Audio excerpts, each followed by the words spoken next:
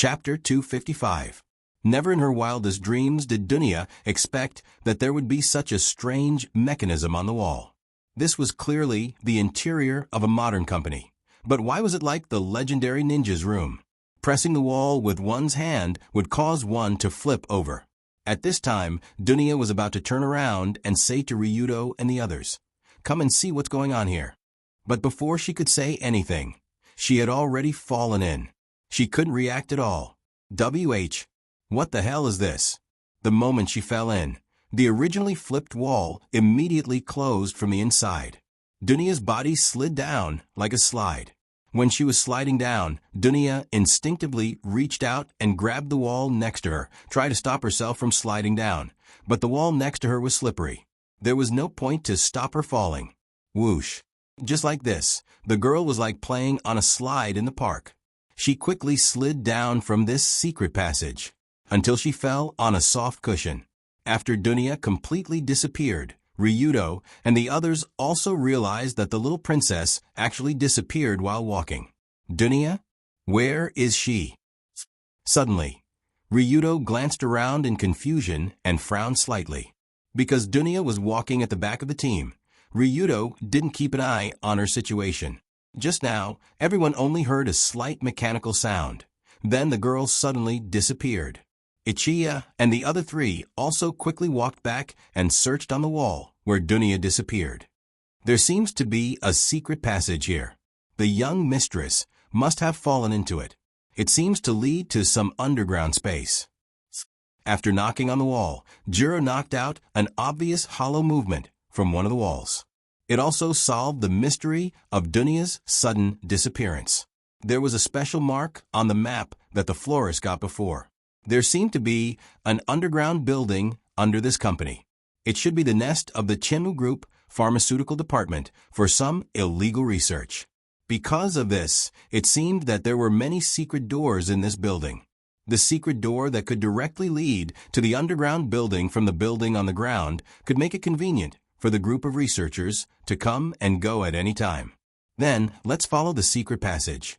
In theory, we should be able to catch up soon. Originally, Jiro wanted to say we should be able to catch up with Miss Dunya soon.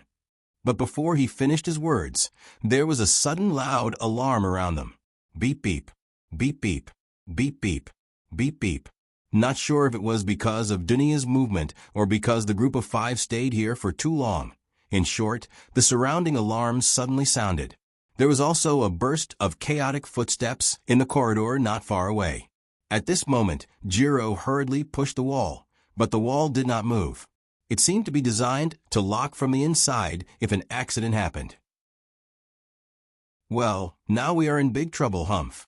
Looking at the group of armed guards rushing out of the corner not far away, Yam and Ichi couldn't help but snort coldly.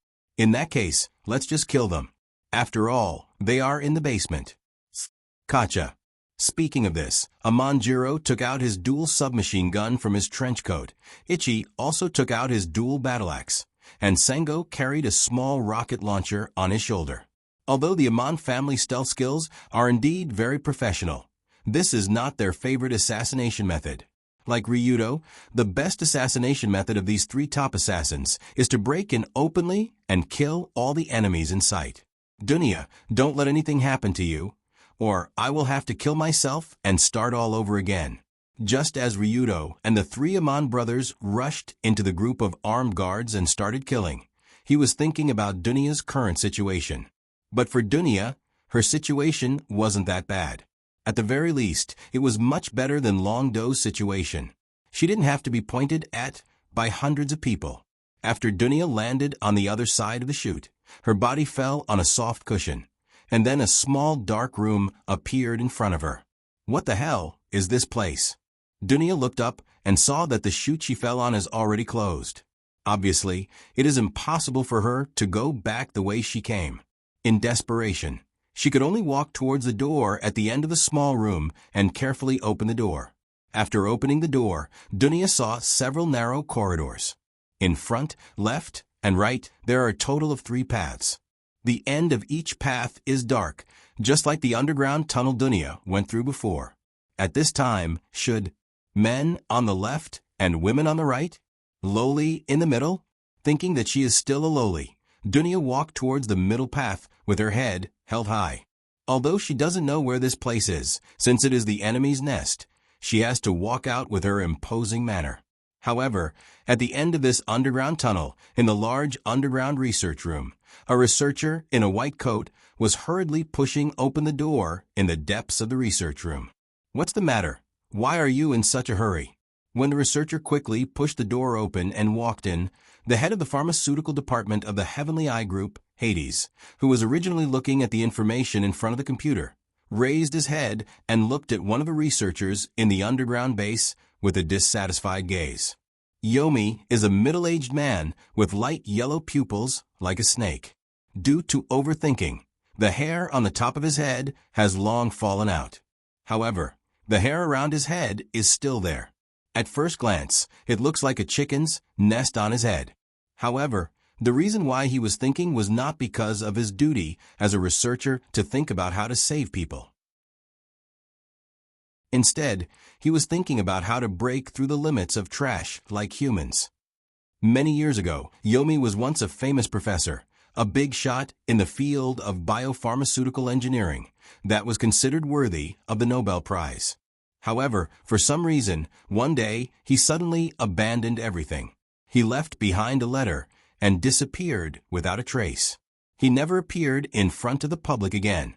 And in the letter that Yomi left behind, she wrote, "I've learned one thing in my short life.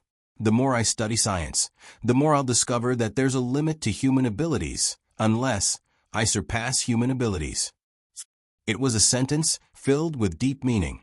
Of course, no one knew that the reason why Huang Quan left the medical world was because he met a woman.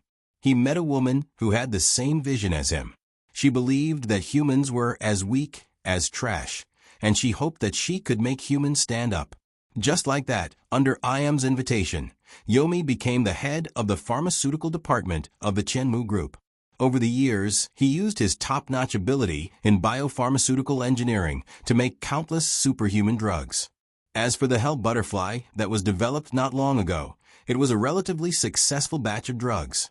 It was also a batch that Yomi was slightly satisfied with. However, tonight, Yomi's office was suddenly pushed open by a researcher. That person said in a panicked tone, "Lord Yomi, not good. There are intruders." Intruders? If there are intruders, just arrange for the guards to deal with them. Why are you panicking? Although he was usually only responsible for research and didn't care much about other trivial matters, Yomi also knew that there were hundreds of guards in the Yingjili Pharmaceutical Company. Although these staff members looked like ordinary guards on the surface, they were actually well-trained mercenaries. Their combat strength was so strong that it wouldn't be a problem to send them to the battlefield in the Middle East. No matter how many ordinary invaders there were, it would be suicide. Unexpectedly, the researcher swallowed a mouthful of saliva and reported in an awkward tone, "Lord Nether." That the guards can't stop them at all. Those people are about to reach the basement. What? The moment he heard this, the chicken coop on Yomi's head almost stood up. Are you kidding me? What are the guards doing? They can't even stop a few people? Those intruders look like monsters. There, what are they doing? They are chasing after our guards and beating them up. Our people have been completely defeated. They have begun a frantic and disorderly retreat. When he mentioned the scene he saw from the surveillance camera, the researcher's face was a little pale. Am I dreaming? Forget it, let's leave first. Hearing this, the corner of Huang Quan's mouth twitched slightly, but she still quickly sighed and stood up, preparing to run. No, this was not running, it was a strategic retreat. In the case of an enemy invasion, Yomi, as the head of the Heavenly Eye Group's pharmaceutical department, naturally couldn't fight the enemy here. After all, he was a researcher and couldn't even trust a chicken. Just as Yomi packed up and was about to run, the researcher continued to ask, "What about the things in the base that can't be taken away? Prepare to activate the emergency blasting device and blow up the whole place." Emergency blasting? Blasting? But there are still a lot of guards alive up there. The most important thing is that the research data and instruments here can't be leaked to the intruders. As for those guys, if they die, then they die. They can be buried with the intruders. Speaking up to this point, Huang Quan sneered and took out a glass bottle the size of a mineral water from a special safe under the table. The most important thing in this base was the Hell Butterfly, original solution, in this ice crystal glass bottle. So far, all the Hell Butterfly made into anesthetic were made from this bottle of original solution after diluting it hundreds of thousands of times. This kind of original solution was very troublesome to preserve. It had to be placed in a special bottle to not lose its efficacy, but that special bottle was very fragile, so it usually had to be locked in a special safe. But as long as this bottle was fine, then Yomi could make as many Hell Butterflies as he wanted. That's right, as long as this bottle was fine. Boom. But just as he picked up the glass bottle and was about to put it in the storage box, the office door was kicked open with a loud bang. Then, a white petite figure pounced on Yomi like lightning. Bang. Then, with a crisp explosion, Yomi was pressed on the table, and the bottle in his hand fell to the ground. The liquid inside flowed all over the floor. Chapter 256. WH. What? The speed at which the small white figure rushed in was simply too fast. Before Yomi could react, a seemingly slender hand that contained immense power had already pressed him onto the table.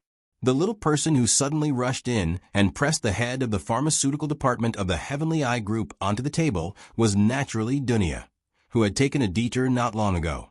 Although her brain wasn't very good, her intuition was surprisingly good. After circling around the complex underground research institute for a while and knocking out a few researchers, the girl accidentally arrived in front of this office. Moreover, when she put her ear to the door to see if there was anyone inside, Dunya heard the two people inside saying that they were going to blow up the entire place. It could be said that fortune favors fools. What a joke! How could this be? Ryudo and the three Amon brothers were still above. If the entire building was blown up, wouldn't the four of them turn into mud? Therefore, Dunya didn't hesitate to act. She kicked open the door in a way that Colored Glaze couldn't be more envious of, and then rushed towards Yellow Springs as fast as she could, and pressed the old man down on the table. After succeeding, Dunya couldn't help but ridicule. Old man, what did you just say? You want to blow up this place? Are you? But at this time, not far away, the white-robed researcher, who was so scared that he fell to the ground, looked at the bottle on the ground and shouted hysterically. Yellow Springs, who was pressed down on the table by Dunya, also looked at the broken glass bottle on the ground and shouted, You. Do you know what you have done? Logically speaking, Yellow Springs should be held hostage by this little intruder, but he didn't even look at Dunya, and instead looked at the broken glass bottle on the ground with eyes that were about to pop out of their sockets. Within the broken glass bottle, the red liquid was slowly flowing on the ground, and it was evaporating at a speed visible to the naked eye. A strange crimson mist rose from the ground. Suddenly, a strange smell filled the office. How should this smell be described? Just like asphalt mixed with paint and glycerin. This liquid was then heated up to make it rise, causing the mist to rush into people's noses like sharp swords. Dunya also smelled the strange smell coming from the ground, and she hurriedly covered her mouth with one hand, while the other hand pressed down on Yellow Springs firmly, and shouted, What the hell is this? Why is the smell so pungent? Let me go. This is the liquid of the Hell Butterfly. One drop is enough to kill a person, and it can be absorbed by breathing the air. If we stay here, we will all turn into monsters. Although Huang Quan's strength was no match for Dunya's monster strength, the old man still struggled desperately to get up from the table and escape. After all, as the instigator of the Hell Butterfly, Yellow Springs knew very well how amazing the effect of the liquid was. Recently, they deliberately circulated the Hell Butterfly to collect information, but it was just a paper anesthetic made from diluted liquid that was hundreds of thousands of times diluted, but it was enough to kill after consuming it. And now, the liquid that was spilled in the office was the real deal, and it wasn't diluted at all.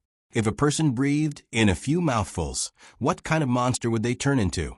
Even Yellow Springs couldn't imagine it. But when she heard Yellow Springs' words, Dunia sneered, "Rotten old man, do you think I'm an idiot? How can a few mouthfuls turn a person into a monster in this world?" Whoa, whoa, whoa, whoa, whoa, whoa. Before Dunia finished speaking, the researcher in the white coat let out a beast-like scream, and then the red muscles all over his body swelled. It directly burst the white coat that originally fit him. At the same time, the man's eyes flickered with a red light, and his expression became incomparably ferocious. Under the contrast of the red mist around him, he looked like a demon from hell. "Sorry, it seems like there really is one." The moment she reacted, Dunia stared blankly at the special glass bottle that fell on the ground, and then felt her scalp go numb, and her body flew out of the office. "Run, run, run, run quickly, or else you'll turn into a monster." After rushing out of the office door, Dunia could still hear the terrifying roar of the mutated researcher inside, and it scared her so much that her face turned green. But no matter how fast Dunia ran, it couldn't change the fact that she had already inhaled the liquid of the hell butterfly, and even felt a strange restlessness in her body. That feeling was like a spark, and a spark was burning fiercely in the girl's body. Although it wasn't particularly obvious yet, this spark would sooner or later become a raging fire, and not even ashes would be left. So Dunia ran as fast as a loli while shouting at Yomi, who was in her hand. "Hey, you're the one who researched that thing, right? Where's the antidote? Where's the antidote?" Yomi also inhaled the liquid of the hell butterfly at this time, so he actually wanted to say the same thing. The head of the pharmaceutical department hurriedly replied, "Go straight ahead and turn left. There's a research room. Some hell butterfly's antidote is stored there. Quick, quick, quick." Speaking of which, Dunia and Yomi actually inhaled more of the hell butterfly liquid than the researcher just now, but the former's physique was special, and the latter's body had many special antibodies, so the time of the outbreak was delayed. But without the antidote, the two of them would still turn into monsters sooner or later. This was without a doubt. It was a race against time, whether it was Dunia or Yomi. It was really a race against time now. The girl's petite figure quickly shuttled through the underground tunnel, and immediately came to a research room not far away according to Yomi's instructions. Hiss. So cold. The moment they entered, a bone-piercing chill came from inside, and almost froze the sweat on Dunia's face. This research room was specially used to store some low-temperature drugs and materials, and usually one would need to wear a special protective suit to enter. But the two of them obviously couldn't care less now. "Put me down. Go break the glass and take out those light blue bottles of antidote. I'm going to start the injection." TSK. Although she didn't want to listen to the orders of this messy head, Dunia still threw him to the side of the table and rushed to the wall cabinet, broke the glass with a punch, and took out the light blue antidote inside. Behind them, Yellow Spring quickly took out 2 syringes from the cabinet. She took the anti-venom from Dunia and loaded it into the syringes. Then, she inserted the syringes into the arms of the 2 people at the same time. It wasn't that Yomi really wanted to inject the antidote into Dunia, but he knew that if he didn't do so, he would definitely be killed on the spot by this violent girl. So he had no choice but to do it. Seeing the light blue antidote slowly injected into her body, Dunia couldn't help but ask, "Is this safe? Won't I turn into a monster?" "I don't know." But Yomi shook his head and said with an uncertain tone, "What do you mean? The poison that you made, the antidote that you made, you said you don't know?" Suddenly, Dunia couldn't help but grab Yomi's hair and almost pulled out his messy hair. "I don't know. Hell's butterfly is still in the experimental stage, and this antidote is a newly developed product. It hasn't even gone through clinical trials. Who knows what will happen after it's injected? You're giving us this stuff to inject? What else can we do? Wait for death?" Yomi couldn't help but clench his teeth and said angrily, "If you didn't break the glass bottle of antidote, we wouldn't have fallen to this state." You still have the nerve to say that. If you didn't make this broken medicine, I wouldn't." Ugh. Maybe it was the effect of the hell's butterfly, Or maybe it was the antidote that was injected into her. Originally, Dunya was going to slap Huang Quan, but who would have thought that she would suddenly feel dizzy, and then she fainted in a daze. While unconscious, she felt like her body was repeatedly soaked in a hot spring and an ice pool. Extreme heat and extreme cold washed over every corner of the room. This kind of feeling was not too comfortable, and no matter how hard one tried, they could not sleep soundly. Sway, sway, sway.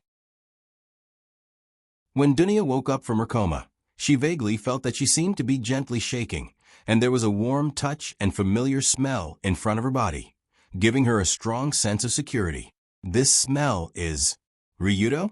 She slowly opened her eyes and saw a familiar head in front of her, and the surrounding scenery had turned into a familiar courtyard.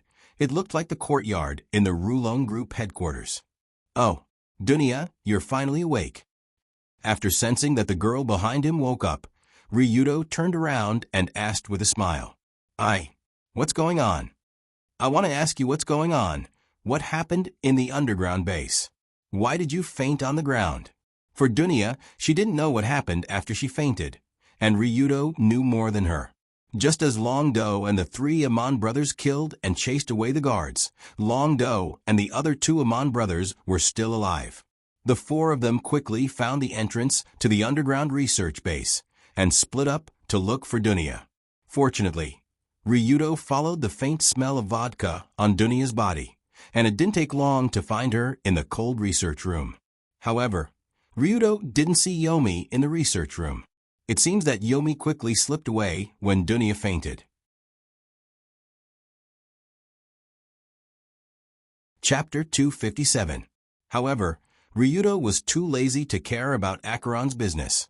After all, he didn't know that Acheron was here. Instead, he hurriedly carried the unconscious Dunya out of the room.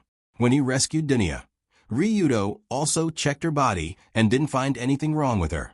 She was just a little cold after being in the freezer for a short period of time. Therefore, he didn't choose to commit suicide to save her. After all, committing suicide for no reason was too stupid. Unless there was no other choice, there was no need to do so. As for the 3 Amen brothers, they found a lot of anesthetic in the underground research facility that hadn't been transported out yet, as well as a large monster that was full of hell butterflies. What the hell is that? When Amen saw the monster smashing around Acheron's office across the corridor, he also showed a puzzled expression. I don't know. Let's leave first. This place doesn't seem right. Because they didn't know what kind of monster was hiding in this research facility, the 3 Amen brothers didn't continue to search after meeting up with Long Do. Instead, they directly buried a bomb and blew up the research facility along with the monster. Boom! With a loud explosion, the Yingjili Pharmaceutical Company in the suburbs became history, and countless crimes were buried under a large pile of debris. After the 5 of them successfully evacuated, the source of anesthetic in the underground market was completely cut off. Now, they only needed to seize the remaining batch.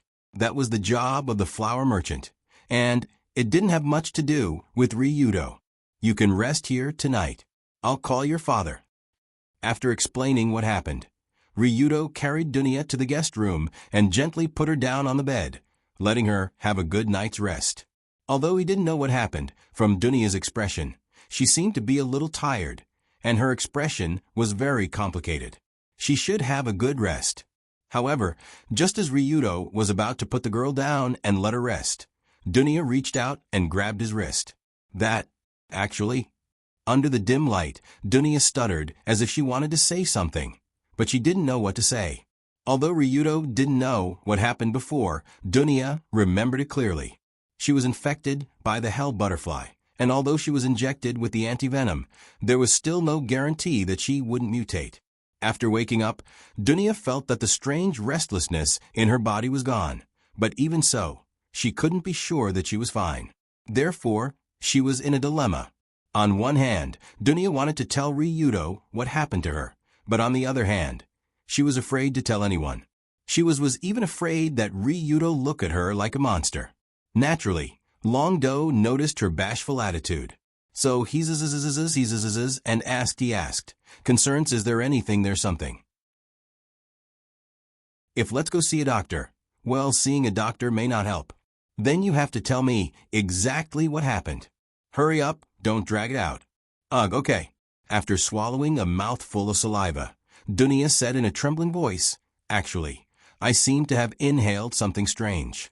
The old man in the white coat said it's the hell butterfly's liquid, and after inhaling it, I'll become a monster. What? When he heard Dunia's words, Ryudo was stunned for a second. Then he bounced up from the ground. It was obvious how excited he was. Is there a mistake? Dunia inhaled the hell butterfly. Ryudo didn't know what the so-called liquid was, but from the name, it should be a drug used to make the hell butterfly. The effect was definitely much stronger than a simple anesthetic. And Dunia actually inhale that thing? Doesn't that mean she'll become a monster? That's not right? When he thought of this, Ryudo was very excited, but he immediately glanced at Dunia and immediately realized that something seemed to be wrong. Logically speaking, after a human consumed the hell butterfly, there should be a quick change. Previously, Pang Saburo and Park In-young were the same, and they quickly turned into monsters that were neither human nor ghost. But since Dunia was carried out by Ryudo from the underground base, it has been at least an hour, but her body didn't change at all. Just when Ryudo thought that Dunia's body didn't change at all, he reacted by activating the rogue's analysis mirror to look at the girl, and then he showed an extremely surprised expression.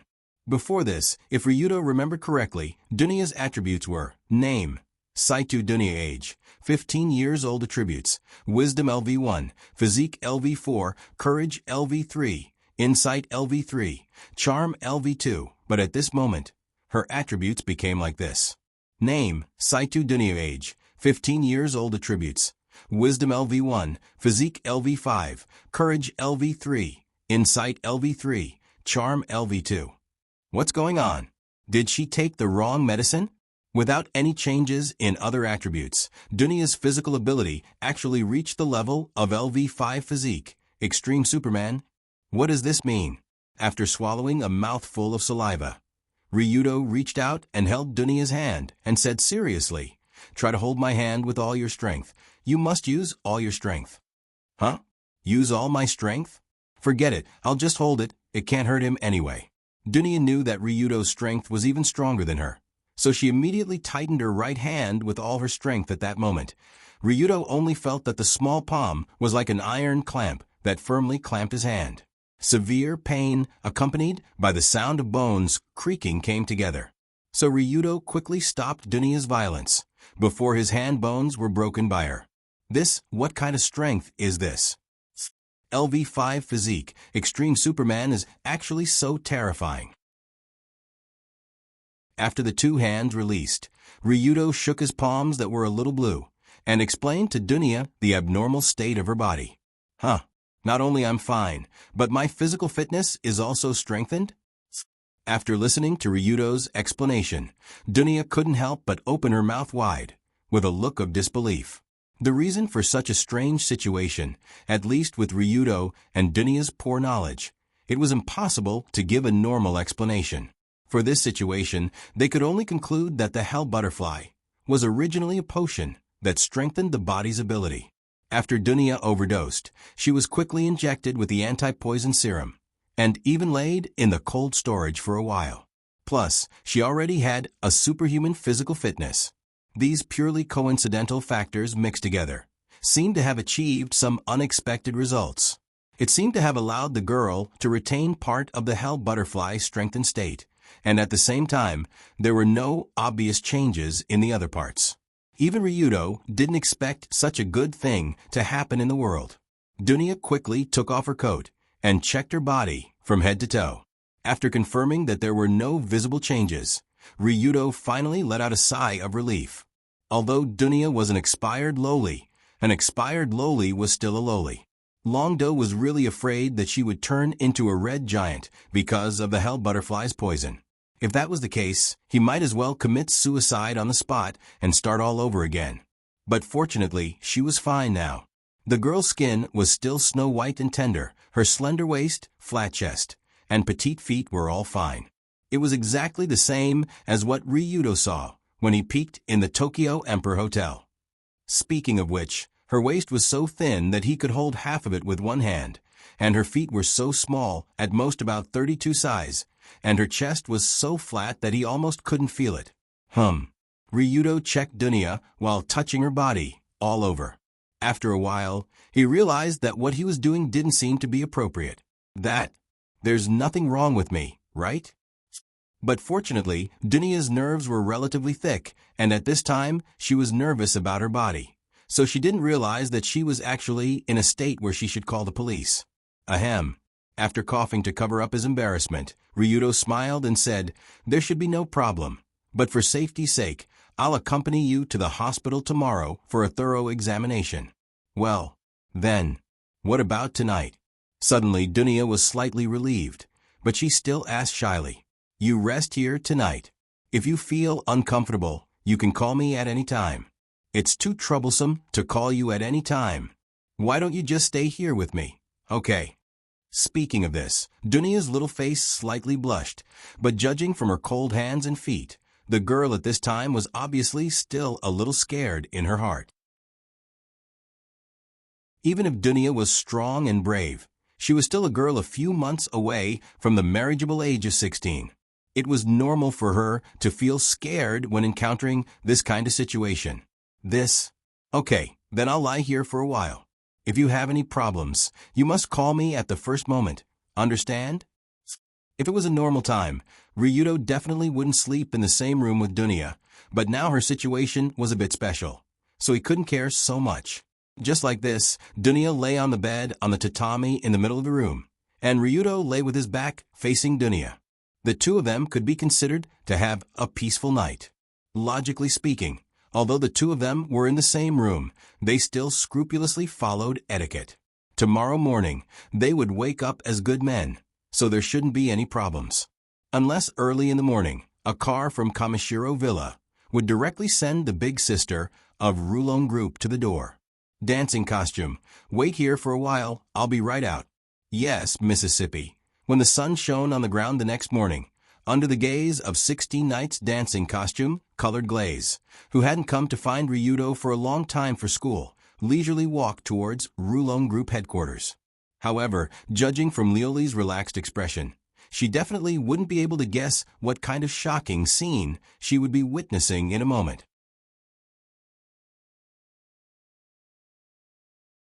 Chapter 258.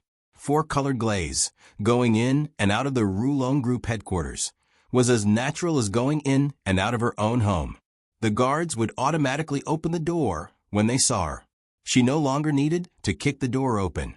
As the antique door was slowly pushed open, Lu Li's slim figure swaggered into the room like a mistress of the house and walked into the bedroom of the master of the house. Because she had lived here for a period of time, Lu Li could be said to be familiar with the place along the way. The people she saw along the way also nodded and greeted her respectfully. She really had the feeling of a hostess. The morning air is really good. There were many plants planted in the Rulon Group headquarters, and the buildings were scattered, so the air was fresh. Walking on the wooden floor accompanied by a refreshing breeze in the early morning was indeed a pleasant feeling. After a while, Colored Glaze arrived at the door of Ryudo's room and knocked on the door. Knock, knock. 3 seconds passed, and there was no response. Knock, knock, knock. She knocked again, and 5 seconds passed, and there was still no response. He's not here? He woke up so early? No, this guy didn't sleep here last night. Colored Glaze opened the door and glanced around. She found that it was empty inside, and the bedsheets were neat and tidy. It didn't look like someone had just slept here. Where did that guy go? Hey, Auntie, do you know where Ryudo is? Just as Colored Glaze was wondering why Ryudo disappeared so early in the morning, an auntie in charge of cleaning walked by, so she stopped her and asked. The auntie seemed to be hesitant, but she still reported. Last night, the young master seemed to be resting at the Shura room. I don't know anything else. Shura room? Why did he choose to sleep in the guest room instead of his own bedroom?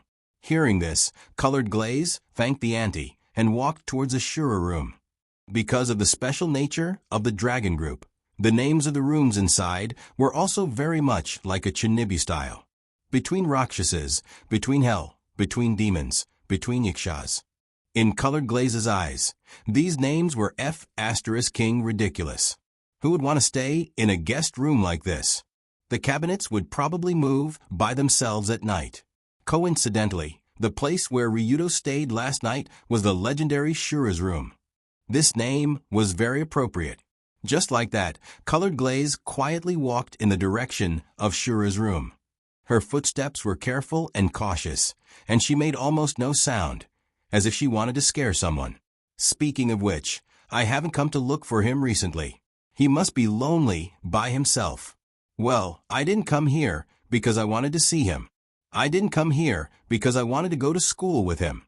I just wanted to give this guy a little benefit so that I could tie him down tightly. Well, that's it. After standing at the door and making up her mind, Colored Glaze pushed open the door and walked into the bedroom of Shura's room. Because it was early in the morning, the lights in the room were not turned on. Only a faint light penetrated through the door. What appeared in front of her was an exquisite little room. In the middle of the living room, she could vaguely see a bed placed on a tatami. There was a large bulge on the bed. It was obvious that someone was lying on top of it and resting. Oh, Who is it? When Colored Glaze pushed open the door and walked in, Ryudo, who was lying on the bed, finally woke up. He then asked in a surprised tone. But the moment he woke up, Ryudo first let out a cry of surprise. The reason for the cry was obviously because he found another big problem. He found a big problem. What? What is this? It can't be? After rubbing his eyes, Ryudo looked at the unnatural bulge under the quilt. He then felt the warmth and heaviness on his legs and waist. Only then did he finally realize what happened. If it was just a problem under the quilt, it wouldn't be a big problem. The real problem was that Colored Glaze actually walked in at this time without saying anything. Damn it. Suddenly, a few drops of cold sweat fell from Ryudo's forehead. He looked like a heartless man who was about to be found out by his wife. But Colored Glaze didn't seem to notice Ryudo's strangeness. She chuckled and said, "It's me. Why don't you sleep in the room and sleep in the guest room?" As she spoke, she walked in and opened the curtain next to her. Whoosh! The sunlight poured into the room along with the breeze. At the same time, it also shone on Ryudo's face that was covered in cold sweat. It was just a moment of interest. Just a moment of interest. Can you go out first? I'm going to change my clothes. Gulp. After the window was opened, Ryudo swallowed a mouthful of saliva. But he still forced himself to remain calm and tried to chase Colored Glaze out of the room first. Okay, who wants to see you change? Strange? Why does this guy's quilt feel strange? It seems to be especially bulging. Because the curtains were opened, the light in the room was brighter. When Colored Glaze turned to look at Ryudo, she also noticed the abnormality on the bed. At this time, the lower half of this guy's body was covered in the bulging quilt. Only his upper body, in messy casual clothes, could be seen.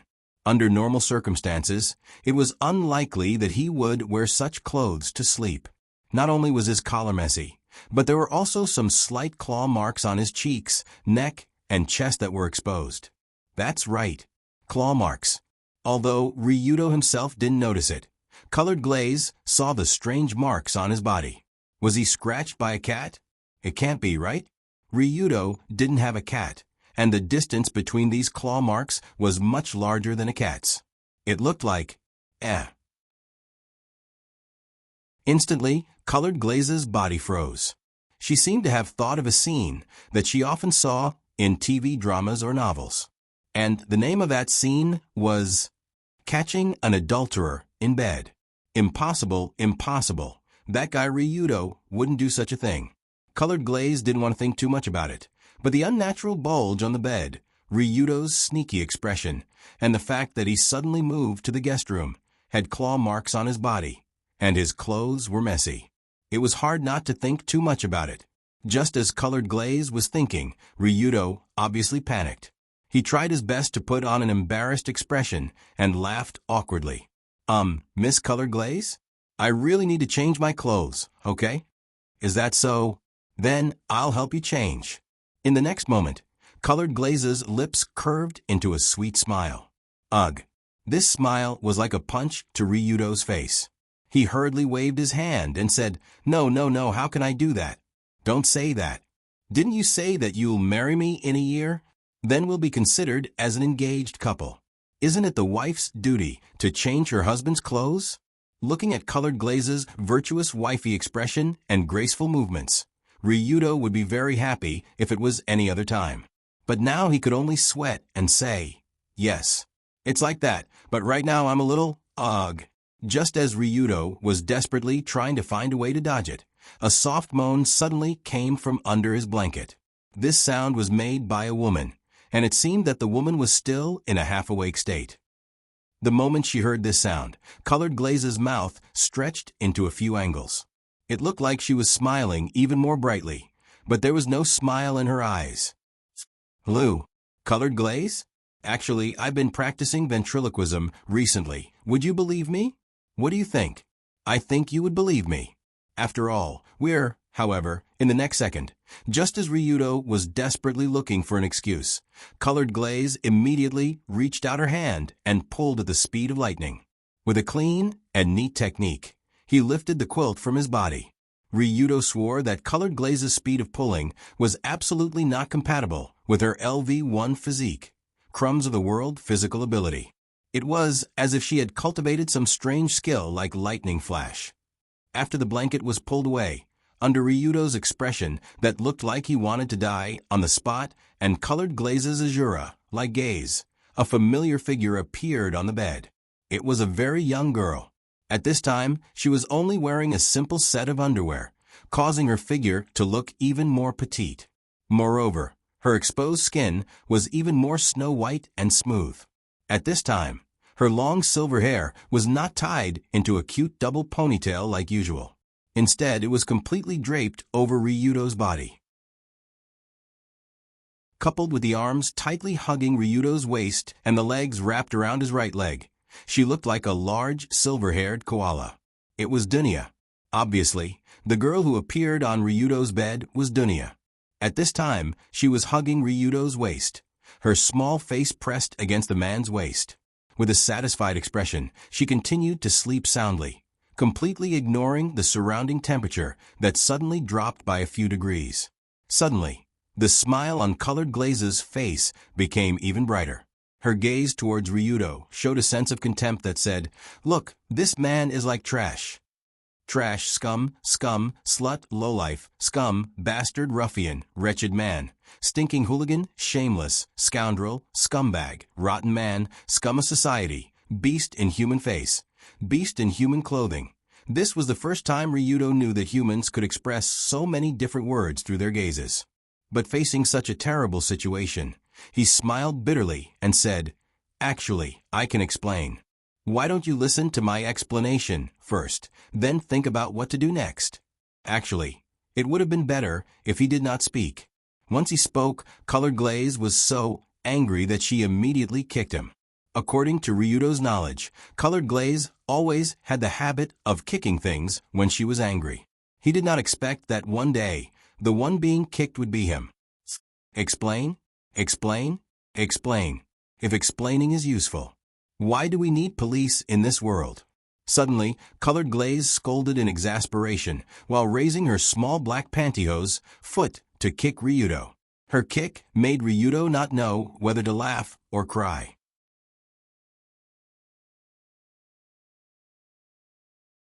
Chapter 259. Colored Glaze's kicks were like mosquito bites to Ryudo. They didn't hurt at all and were soft like a massage. In addition, this young lady was used to wearing black stockings or pantyhose under her skirt. The bottom of the high-grade pantyhose felt silky smooth to the touch, which increased the awkwardness of this action. It didn't look like an attack, but more like a flirting. Bastard. Scum. Scum. Okay, listen to my explanation first. After being kicked a few times by Colored Glaze, Ryudo, who was afraid that she would cover her feet and jump around on the spot, didn't know whether to laugh or cry.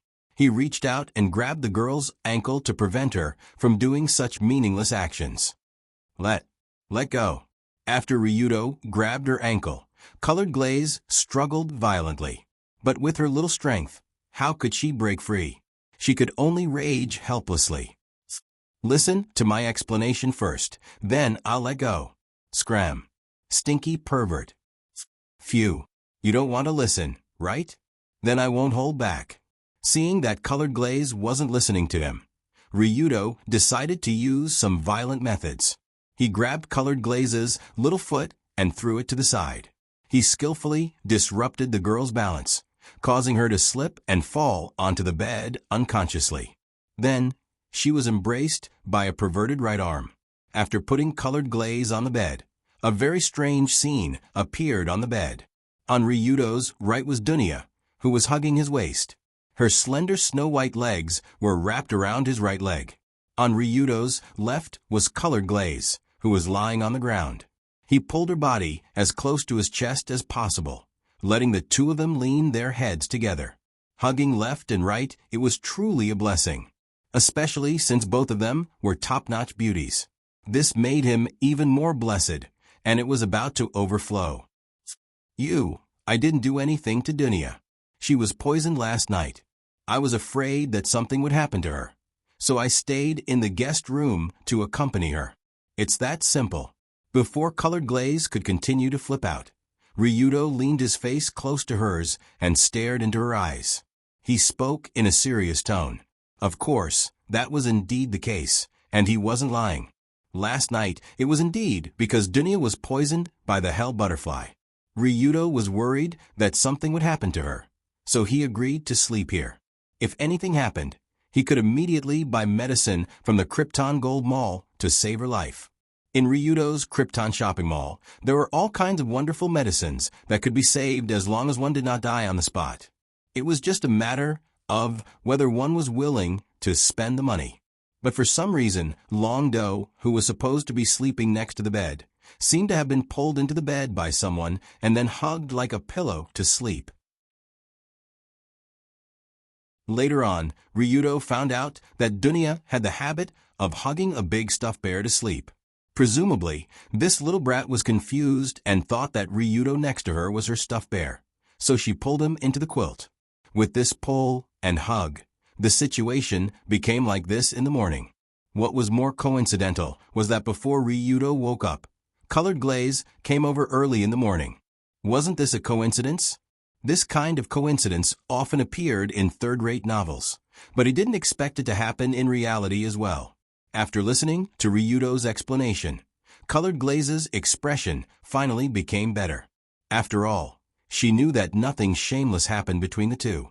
But she still said unhappily, "Humph, we're lying in the same bed. Who knows if you didn't take the opportunity to touch Dunya? Don't worry, if I touch her, I'll be behind you. Is that okay? Who allowed you to touch me? Shameless." Even so, Colored Glaze's face was still slightly red, looking very cute. This kind of atmosphere suddenly became ambiguous, plus the fact that the two of them were lying on the bed together, with a third wheel next to them. Ryudo couldn't help but kiss the young lady's rosy lips. After being kissed, Colored Glaze pretended to resist for a while. Then she reached out and wrapped her arms around the man's neck and kissed Ryudo on the bed. Since the two of them kissed for the first time a few months ago, Ryudo had been kissing this young lady a lot. Every time, she resisted on the surface, but in reality, she liked it very much. But as everyone knew, it was early in the morning, which was the time when the blood of men was more vigorous. Coupled with the beauty in his arms, the soft and smooth touch on his lips, and the sweet smell in his nose, it was even more tempting to rise to the heavens. This was a completely normal phenomenon for men. After all, if there was no such phenomenon, then there would be no reproduction, and the human race would be extinct. So this rise to the heavens was a sacred activity to save the world, and there was absolutely no meaning of shame in it. As they kissed, Colored Glaze's legs wriggled slightly, and she also felt the rising situation on the other side, so her face became even redder. and she even retracted her legs at lightning speed. Colored Glaze naturally knew the meaning of this phenomenon, but after all, she was not the carnivorous yin-yen, so this kind of thing was still a bit early for her. A bit early. However, just as the two of them were engaged in a quarrel, Dunya, who was hugging Ryudo's waist and sleeping, woke up in a daze. What was very awkward was that Dunya's face happened to be leaning on Ryudo's side waist, which was actually very close to the rise to the heavens position, and she could see it as soon as she opened her eyes. What is this thing? A mushroom? Among the three in Ryudo's harem, Dunya knew the least about the matters between men and women.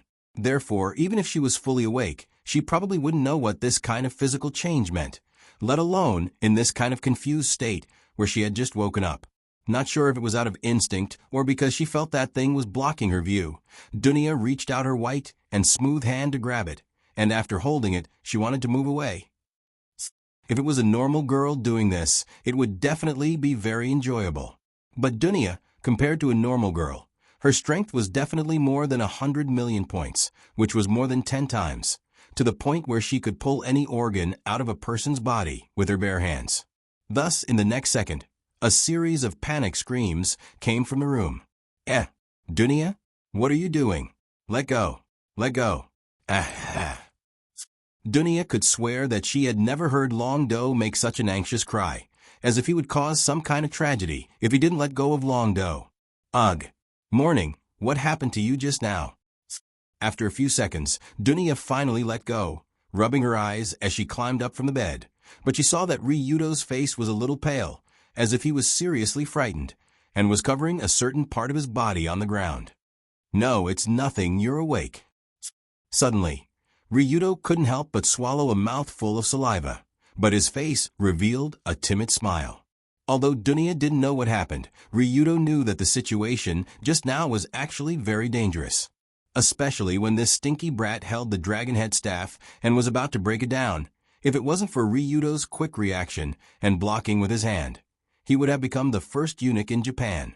Too terrifying, too terrifying. Thinking of the terrifying scene just now, Ryudo couldn't help but sigh. After waking up, the second thing Dunya saw was Colored Glaze sitting on the bed with a red face and a slightly weak body. She asked curiously, "What are you doing here? And why is your face so red? Are you uncomfortable?" Actually, she's not blushing because she's uncomfortable, but because she's too comfortable. Ba. Shut up. Don't say any more. Go back to your room and change your clothes. Before Ryudo could finish his half-teasing and half-flirting words, Colored Glaze blushed and pushed him out of Shura's room. Although Colored Glaze's strength couldn't push Ryudo, he took the opportunity to escape from this Shura's room and went back to his room to change his clothes and wash up. After Ryudo left, Colored Glaze turned to look at Dunya, who was sitting on the bed and stretching. She frowned and said, "Hurry up and change your clothes," actually wearing this and hugging Ryudo to sleep, really shameless. Hearing Colored Glaze's words, although Dunya was relatively slow, but she could roughly smell the sour taste in the words. "Aya?" The girl grinned and laughed arrogantly. Could it be that someone is jealous? No way. Could it be that someone hasn't slept with Ryudo before? Humph. You're still helping others count the money after being sold. Is your brain filled with vodka?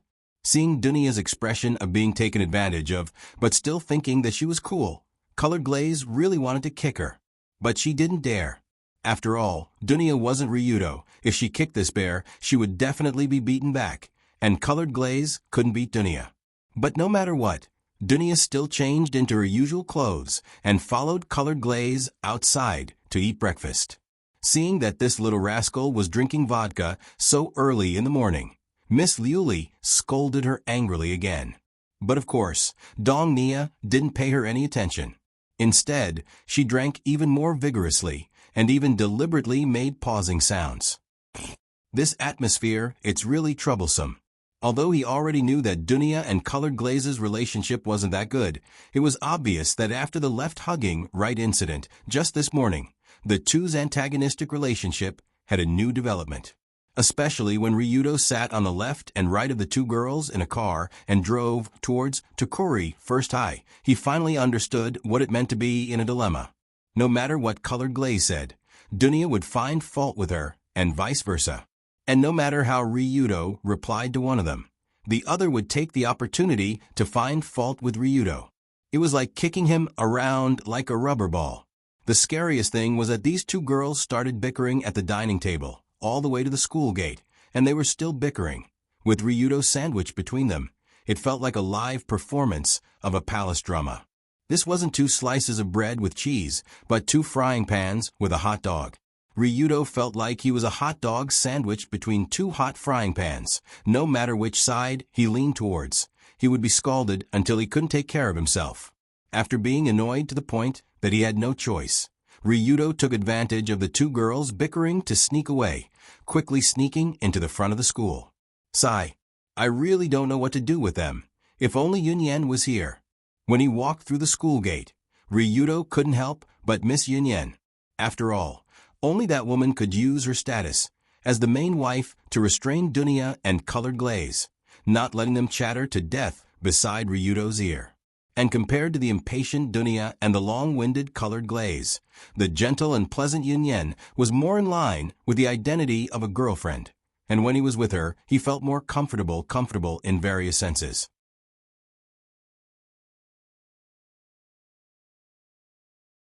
Chapter 260. However, just as Ryudo was thinking about this, he really did see a familiar tall figure not far away. Her long brown hair was as light as a cloud, and she was especially tall among her peers. She had a voluptuous figure, and she had a celestial charm that could cause the downfall of a city. When he thought that such a gentle and lovely senior was actually his girlfriend, Ryudo's mind that was about to boil from the quarrel between Colored Glaze and Dunya early in the morning immediately calmed down. Thus, Ryudo hurriedly ran over and patted her shoulder at the same time. He smiled and said, "Yunyan, good morning."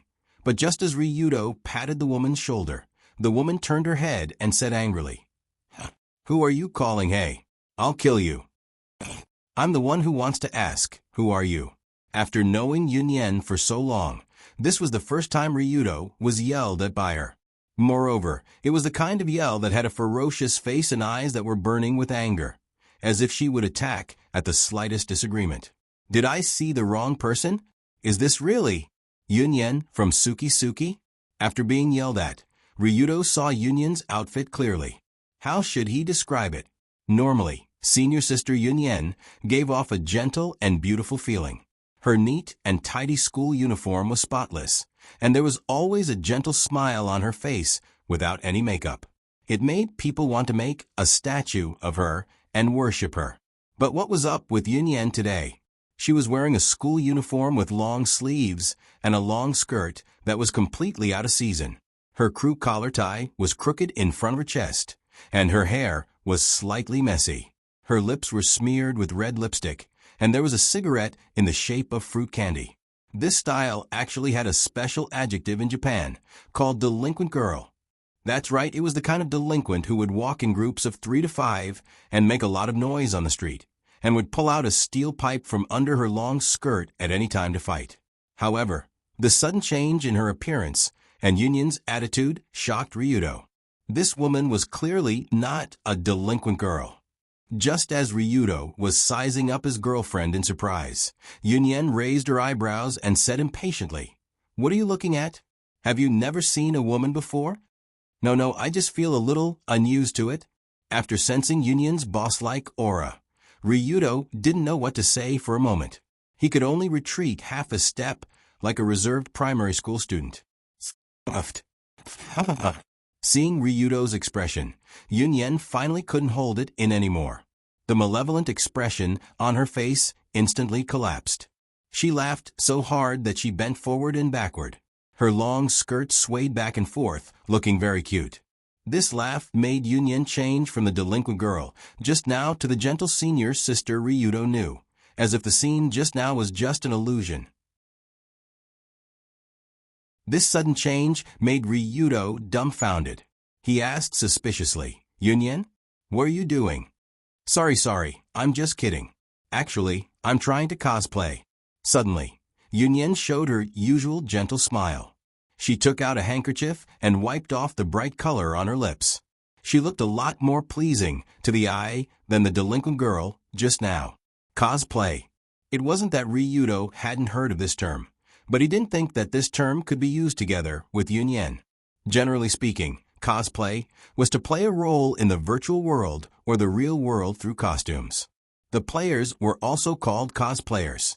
It was quite common in this country. But Yunyan didn't seem to have anything to do with cosplay. Why did she cosplay as a delinquent girl to come to school early in the morning? According to Yunyan's explanation, she was actually collecting material for her next novel. Because in Yunyan's next novel, the heroine is a cosplayer. The heroine usually looks like an ordinary campus idol, but she will cosplay as various characters at night to fight against the strange people in the streets and alleys. What do you think? Interesting setting, right?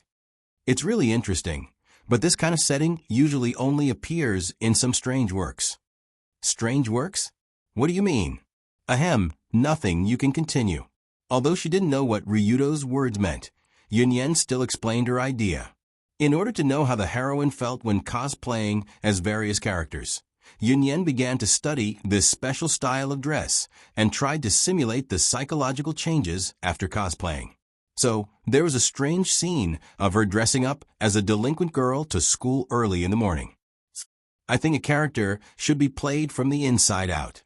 It's not as simple as changing the appearance. So I just imitated the delinquent girl's attitude and yelled at you. I'm really sorry.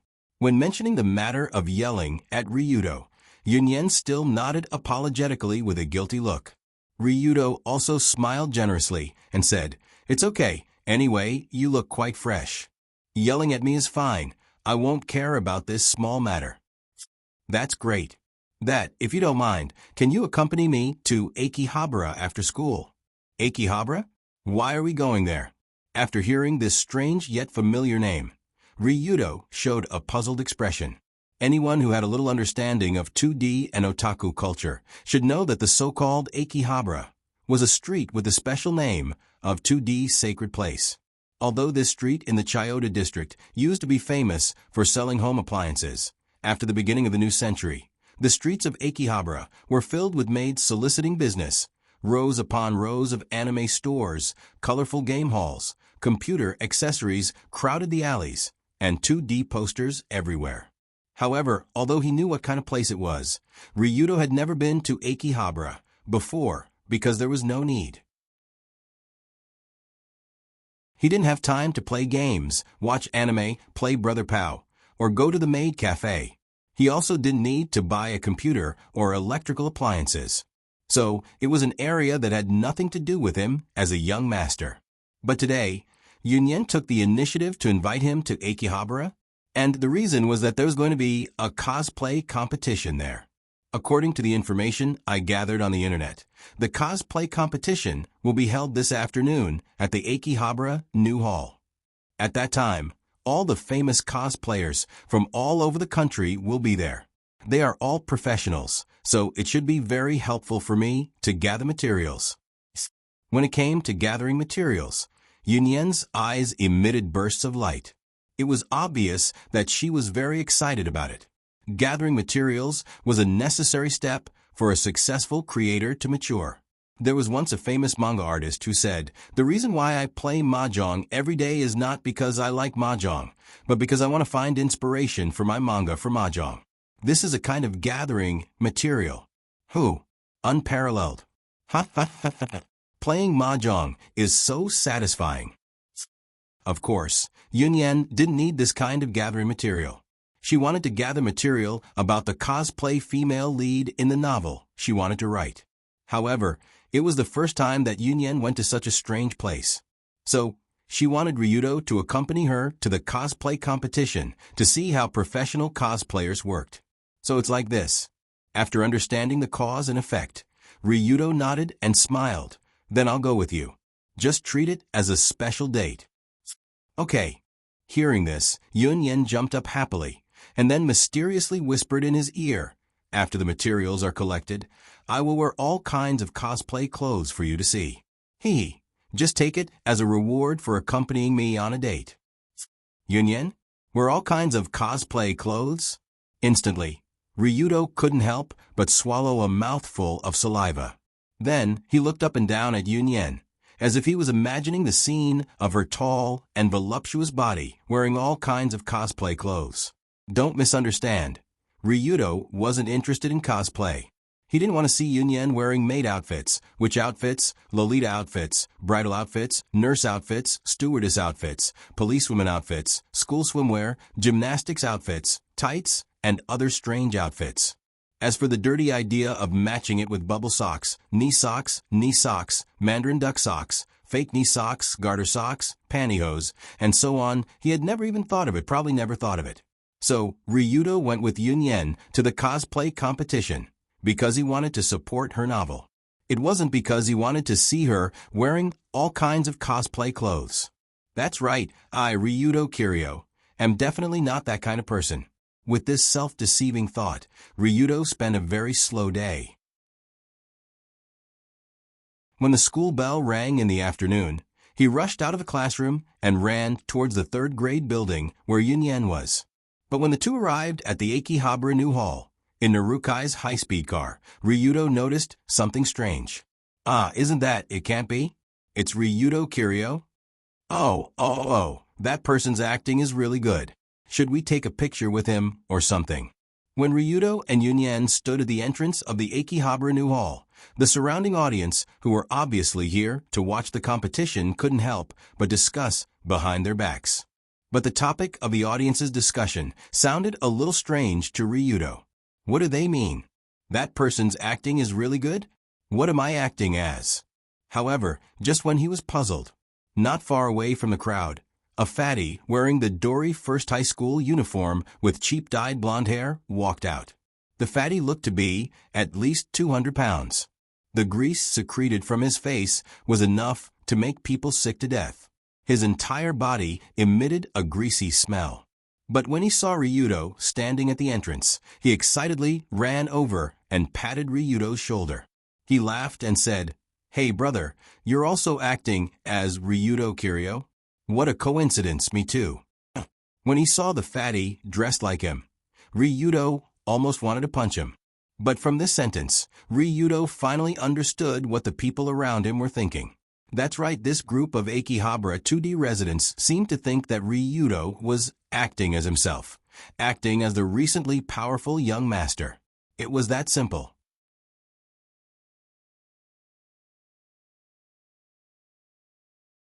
Chapter 261. The so-called cosplay actually didn't have any rigid requirements for the cosplay object. Whether it was cosplaying a character in a manga, anime, game, movie, or even a real-life character, it could all be treated as a cosplay. In this case, the most eye-catching popular person at each time period, and it had to be a very unique kind of popular person, would definitely be the first choice for cosplay. For example, a certain Kyoto leader who was recently popular in Tokyo. And from an objective point of view, Ryudo was really too unique. As everyone knew, Ryudo Kiryu was a Kyoto young master and a Kyoto leader. His identity was very special, and he often appeared on the internet because of various news, becoming the topic of conversation. Secondly, his appearance was also very unique. His low-quality dyed golden hair looked a bit like a Super Saiyan figurine, with the paint peeling off. He often wore the Dory First High School uniform and ran around outside. He was also very handsome, and his temperament was very special and perfect. Therefore, the two elements of low-quality dyed golden hair and Dory First High School uniform combined together became the standard template of Ryudo Kiryu cosplay. In fact, when he saw the fatty with a greasy face cosplay him outside, Ryudo had already guessed what kind of scene might appear in a while, but he didn't expect it to be so exaggerated. Because the Akihabara cosplay competition was about to be held, this Akihabara New Hall was already bustling with people, and most of them were two-dimensional people wearing cosplay clothes. He didn't know if it was because of the popularity of Ryudo recently, or if it was because the threshold to cosplay as him was relatively low. But as far as the eye could see, all the male cosplayers in the hall were cosplaying as Tong Shang Ryudo. 1, 2, 3, 4, 5, 6, 7, 8. It was already impossible to count. Suddenly, Yunyan looked around and shouted in surprise, "Wow, so many Ryudo, and some of them are really good cosplayers." Spare me, is there something wrong with this group of people? Although Yunyan was very interested in observing the group of Ryudo cosplayers around her, the original host next to her helplessly covered his face, as if he didn't know how to complain. Looking to the left, it's me. Looking to the right, it's me. Looking to the front and back, it's still me. This feeling was really strange, as if someone poked Ryudo's nest, and a lot of fake Ryudo Kiryu fell out from it, drowning him in it. However, thanks to him, Ryudo and Yunyan walking around the hall didn't cause any commotion. After all, everyone thought that Ryudo was also a cosplayer and not the real person. As for Yunyan, on the one hand, she was wearing a long school uniform, and on the other hand, she was wearing a mask that covered half of her face, so she didn't seem so eye-catching. As a result, the two of them were able to enjoy the relaxing atmosphere here, strolling around while holding hands like an ordinary couple. Due to the special identity of Ryudo and Yunyan, even if they went out on a date, they didn't dare to openly hold hands. This time, they unexpectedly got what they wanted. When the two strolled around, there were a lot of audience curiously looking at the two, and even ran over to ask for a photo. That Ryudo cosplayer is really good. The quality is so high. There's also a delinquent girl next to him. Ha ha ha. What a match. A handsome man, a beautiful woman, and a delinquent. It's a match made in heaven. Listening to the praises around her, Yunyan's eyes narrowed with a smile. Hey, they're all praising us for being a good match. She reached out and grabbed Ryudo's arm, and half of her body leaned over, looking like a cute girl in love. Of course, we're a good match. Just when Ryudo and Yunyan were sweetly sticking together, the loudspeaker in the venue suddenly sounded. Ahem, everyone, this time's Ryudo Kiryu cosplay competition is about to start. Please move to the fake as authentic booth in the center of the hall and enjoy the passionate performances of dozens of cosplayers from all over the country. Oh, it's starting, let's go. After hearing the announcement from a loudspeaker, the group of cosplayers and audience quickly ran to the center of the hall. It was like they were fighting for food in the cafeteria. Wait, how come I don't know that this competition is called Ryudo Kiryu Cosplay Competition ?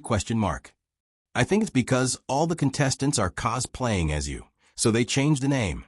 Anyway, it's more or less the same.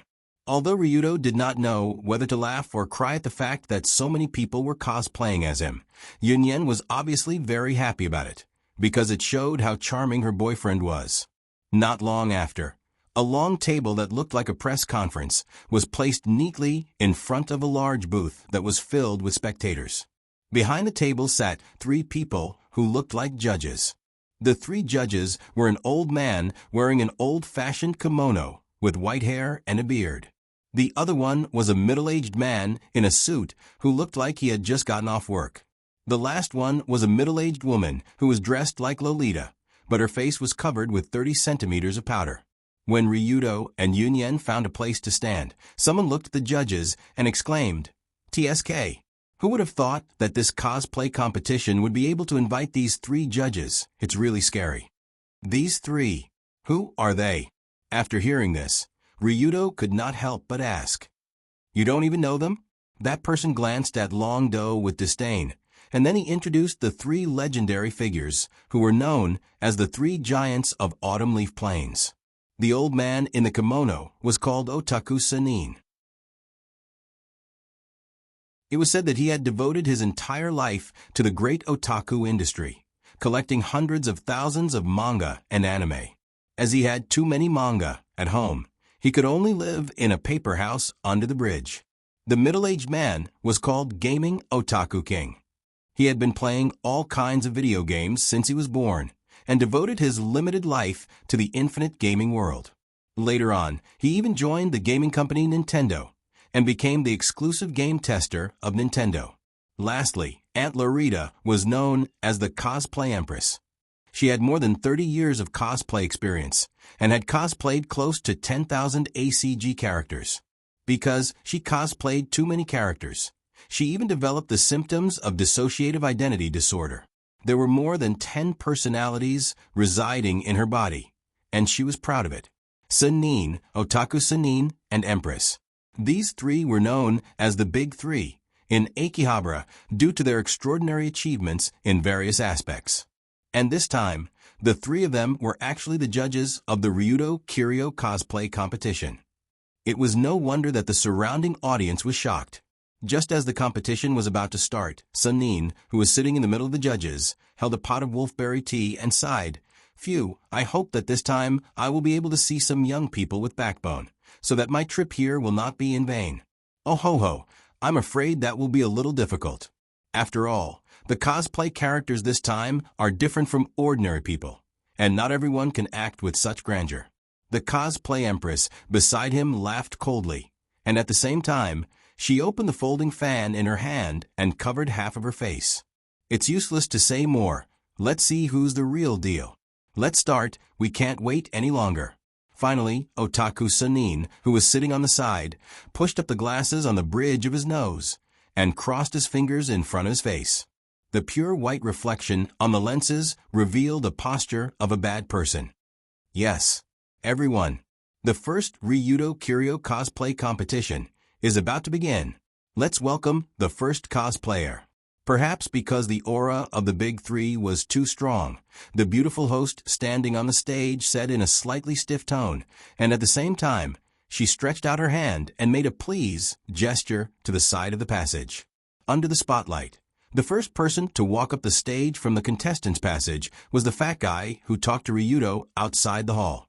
He walked aggressively to the center of the stage, bowed slightly, and began his performance. According to the rules of this competition, each contestant was required to perform a Ryudo Kiryu famous scene after going on stage, and then a comprehensive score was given based on his performance, costume, and makeup.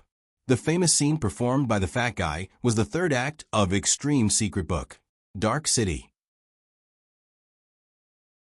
Ryudo Kiryu Yoshiki, which was the scene where Ryudo rushed into the enemy's formation alone and defeated the old thief Sakata.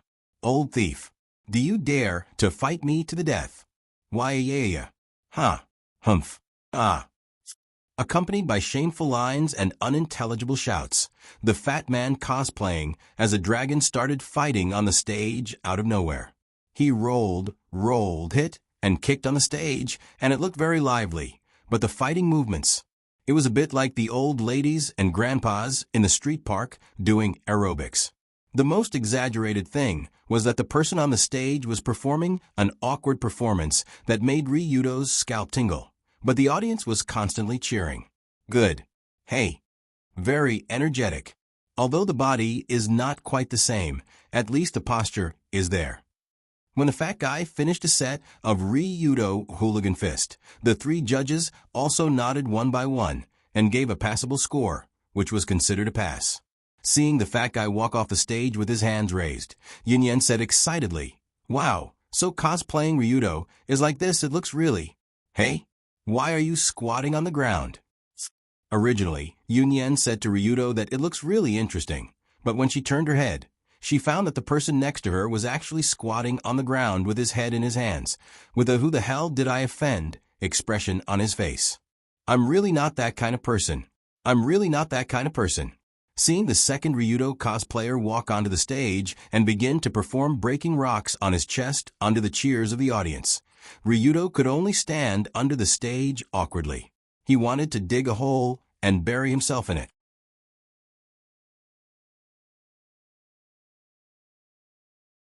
Chapter 262. Ryudo finally understood. This time, the Tongsheng Dragon Battle Cosplay Competition was written as Cosplay Competition, which meant Dragon Battle Execution Competition. Looking at the professional cosplayers who dressed exactly like him performing all kinds of extreme talents on stage, Ryudo really wanted to go back to the unrestrained Sky Tower and fight with Ayam for 300 rounds. It was better than being publicly executed here. In this short half an hour, the group of Ryudo cosplayers on stage made all kinds of shameful poses while saying a lot of Chinibu quotes. They also performed a mess of talents one by one. Hooligan fist technique, smashing boulders on chest, golden bell cover iron underpants, steel spear choke, spitting flames from mouth, catching bullets with bare hands, swallowing swords with mouth, and so on. Ryudo didn't know until now that he actually had so many fancy skills in the rumors. Even his original body had the feeling of what kind of monster is Ryudo Kiryu. But although Ryudo was blushing with shame as he watched, Yunyen next to him was watching with great interest. She jumped up and down from time to time, raised her hand and cheered from time to time, looking like a female fan who came to watch a concert. In this enthusiastic atmosphere, the dozens of professional Ryudo cosplayers who signed up for the competition finished their appearance one by one. The beautiful host walked up the stage again. Logically speaking, the next part should be the judges announcing the final winners, and then all the Ryudo cosplayers would come up together for a group photo.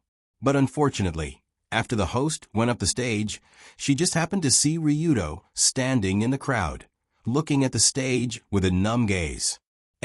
Isn't there another Ryudo cosplayer? Did I just miss him? No way. Because the host was a newbie, she was especially afraid of making mistakes, especially in front of the Akihabara 3. Forget it, regardless of whether it was true or not. Let him come up and perform first. Therefore, she steeled her heart, raised the microphone and shouted, "Okay, next, let's welcome the last cosplayer of the day with the warmest applause." Dang, dang, dang, dang. Under the host signal, the lighting engineer above also shone the spotlight on Ryudo himself. What the hell? Just as the host looked at him, the spotlight shone on him, and the hundreds of eyes around him looked over. Long Do was completely dumbfounded. What did that guy say? The last Ryudo cosplayer? She couldn't be talking about, could she be talking about me? After feeling the expectant gazes around him, Ryudo couldn't help but gulp. To be honest, it was already embarrassing for him to stand here and watch his imposter perform acrobatics with Yunyen. For him to perform on stage. Ugh. When he thought of this, Ryudo couldn't help but want to take out his gun and shoot himself in the head. However, although Ryudo wanted to run away or commit suicide on the spot, Yunyen on the side excitedly pushed his shoulder and laughed. Oh, that's great. Go. Let them see how powerful the real Ryudo is. You really want me to go up? Go on, what's there to be embarrassed about? Before Ryudo could react, Yunyen smiled and pushed him forward in the crowd. She looked like a little fangirl who wanted to see her boyfriend shine on stage. Damn it. Although Ryudo himself didn't want to go on stage and act like a hooligan, since his girlfriend said so, he had to go up. Therefore, under the excited gazes of many people, Ryudo walked stiffly on stage like a robot, as if he was walking to his own guillotine. Torture, it was really torture. Ryudo had experienced countless big scenes. He fought with the world's evilest people face to face, had hundreds of guns pointed at him, was chased by thousands of people in one night, and even challenged a contemporary martial arts master with his bare hands. However, Ryudo would rather go through all the hardships he had experienced before than run to the Ryudo Kiryu cosplay competition, to cosplay as himself. It was really embarrassing. This was the most embarrassing scene in history. For Ryudo, it was tantamount to a public execution. When he stood in the middle of the stage, he couldn't help but lower his head and curl his body slightly, looking very embarrassed. God was his witness. This was the first time Ryudo showed such an embarrassed posture, but it was the truth. After all, if people knew that the boss of the Rulon group actually went to Akihabara to cosplay as himself, it would be a social death on the spot. Ryudo would definitely become the laughingstock of the entire underground world. When he thought of this, Ryudo couldn't help but tremble. Of course, no one knew the torture and embarrassment in his heart at this time. In the eyes of the judges and the audience, he was just a coward who had never stood on stage before and was frightened by this big scene. Therefore, the immortal otaku couldn't help but remind him, "Little brother, you seem to be very nervous. Relax a little and just act out your understanding of the character Ryudo Kiryu." I don't know how to act. How about you guys tell me how to act? In helplessness, Ryudo could only smile bitterly and say to the judges. It was easy to act out someone else's character. Act out his own character? How could he act out that? You don't know? Suddenly, the cosplay empress frowned unhappily and sneered. You don't even know how to act out the character of Ryudo Kiryu. Then why are you dressed like this? Don't underestimate cosplayers, young man. Indeed. The Otaku King added, cosplay requires a deep understanding of the character's characteristics from the inside out. It's not as simple as dyeing your hair and changing your clothes. You have to bring the character of Ryudo Kiryu to life. Bring the character to life. I've always been alive, okay? How am I supposed to live? After being guided by the Empress and the Otaku King, Ryudo's expression became even more awkward. Obviously, he had never thought that there would be a day when he would be taught how to act as Ryudo Kiryu. Seeing the contestants' incomparably awkward expression, Immortal Otaku took the initiative to suggest, how about this? You can simply act out a scene from Extreme's secret book, Records of Dark City. Ryudo Kiryu Yoshiki. Will that do? Extreme's secret book, Records of Dark City. Ryudo Kiryu Yoshiki was a script created by the Rulon Group's Extreme's secret book, Records of Dark City. Ryudo Kiryu Yoshiki on the day that Ryudo resolved the Sakata Rebellion. It had become the Bible of Ryudo's fans on the internet. In particular, the scene where Ryudo rushed toward the fully armed Sakata army while wearing only a loincloth, dodged the bullets, kicked the bulletproof vest, and easily took the head of the enemy general while being surrounded by thousands of people, had even spread to tens of thousands of doujinshi novels and doujinshi videos. It could be said that it was extremely popular. But the problem was that, of course, Ryudo himself had never seen that thing, and he would not watch it. Because, of course, he knew clearly that the extremely exaggerated descriptions in it were complete nonsense. Of course, the current Ryudo could certainly capture the enemy general with thousands of troops, but at that time, he did not have the ability at all. He relied entirely on the help of the cat house's rabbit ball to win the battle. Ryudo didn't have the face to boast that he had killed Sakata with the help of others. Therefore, he definitely wouldn't read the Extreme's secret book, Dark City, Tong Sheng Ryu's Fighting Righteousness record. That would be too thick-skinned. However, at this time, this group of judges asked him to perform a scene from Extreme's secret book, Records of Dark City. Ryudo Kiryu Yoshiki, this, what am I supposed to perform? How did I sneak into the Sakata mansion, then fight with Sakata, and finally throw him off the second-floor balcony? Seeing that Ryudo was still at a loss, Immortal Otaku could not help but ask, it can't be, right? As the dignified actor of Ryudo Kiryu, you haven't even read Extreme's secret book, Records of Dark City. Ryudo Kiryu Yoshiki, doesn't this mean that you know nothing about Ryudo Kiryu himself? The cosplay empress criticized without hesitation. You haven't even read that famous book, so you probably don't know much about Ryudo. Then why did you play this role that is not suitable for you? The gaming Otaku King next to him also ridiculed. Indeed, judging from your spirit, you are not on the same level as the character you are playing. In the future, you should know your limits and not choose such a difficult cosplay. What the F***, CK? Are you kidding me? When the three judges rushed to point at the unqualified Ryudo cosplayer, Ryudo's expression became more and more unhappy. I know nothing about myself? I know nothing about myself? I'm not on the same level as myself? Listen, is this human language? I can't stand it. Who can stand it, you bastard? Is there anyone in this world who knows me better than me? Is it up to you guys to point fingers at me? Therefore, the moment the judges were about to ask Ryudo to get off the stage and stop wasting time on the stage, a strong, murderous aura suddenly swept through the entire Akihabara club. Hiss. Humph. Ryudo took a slight breath and squeezed out a simple humph from between his teeth, but as the sound spread out, the judges and audience who heard the humph could not help but shudder. What is this? What is going on? Immortal Otaku slowly raised his right hand, whose fingerprints were worn out from reading too much manga. That hand had been with Immortal Otaku for countless years, and it had never been afraid even when it was secretly touching a woman's butt. But even so, that hand was trembling nonstop. It was as if a trash with a combat power of 5 had personally witnessed the arrival of the universe's emperor, Frisia.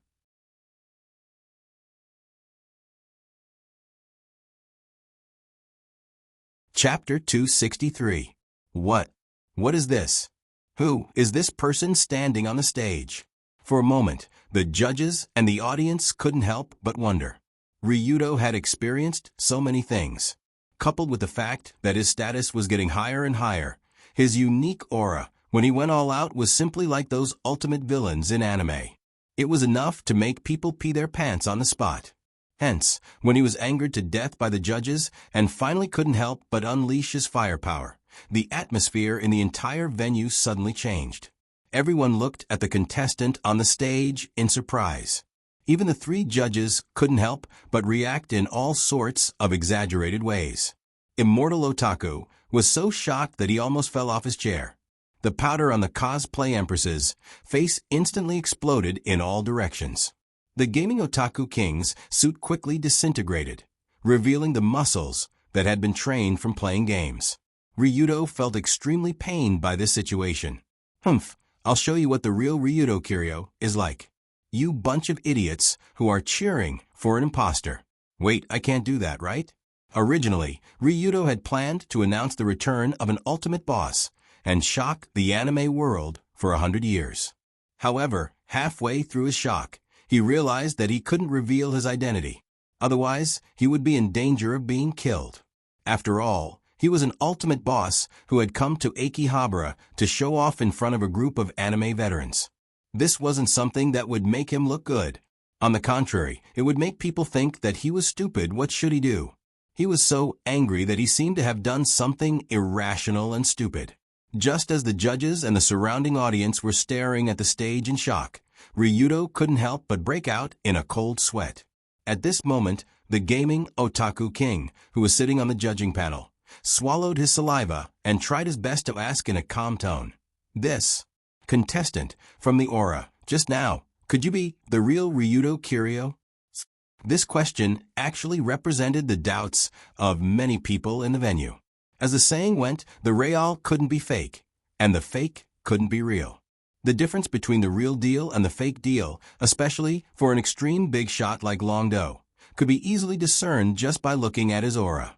It was like a big tiger that could devour a person at any time, and a little kitten that pretended to be a big tiger. They could distinguish the real from the fake by instinct. Also, that flash of murderous intent just now really made people feel like they were in an ice cave. This was definitely not something that an ordinary cosplayer could do. It was something that only a man who had truly experienced blood and fire could do. However, before Otaku Wong could finish a sentence, Ryudo shook his head vigorously and said, "No, I'm not." It was impossible for him to admit it. He would never admit it even if he was beaten to death. If you're not Ryudo Kiryu himself, then I'm just a fan of Ryudo Kiryu. Just like the cosplayers here. Forget it. Since I'm going to act, I'll act until the end. After secretly sighing in his heart in order to save his last bit of face, Ryudo could only pretend to be righteous and continue speaking. Everyone, what you learned from Extreme Secret Booklet. Dark City. Yoshiyuki Records. Is it really Ryudo Kiryu himself? No, it's not like that. Before the others could react, Ryudo shook his head. What kind of person is the real Ryudo Kiryu? He is an open and above-board person, a person who is not afraid of struggle, a true man, a hero who walks in the dark, an underground hero who is not recognized by the world, a dragon who chases after the dark.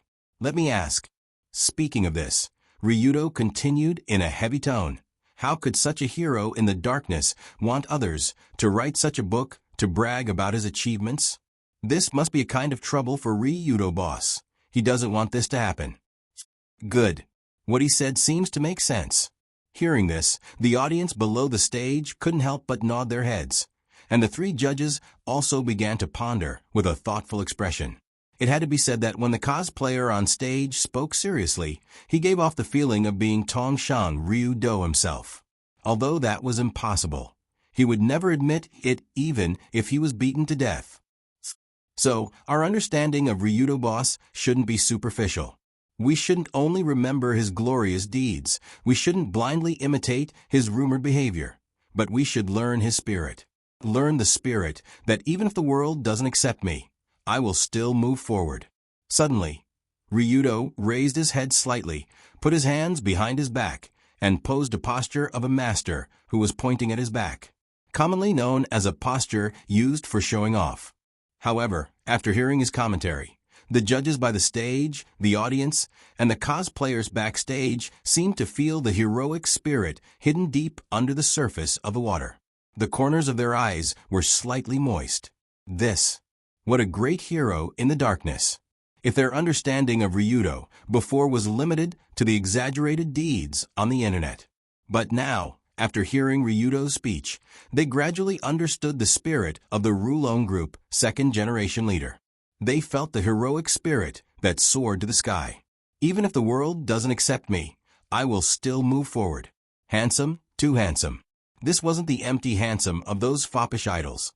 And it wasn't the kind of scumbag handsome that said, "Maya's very big, bear with it."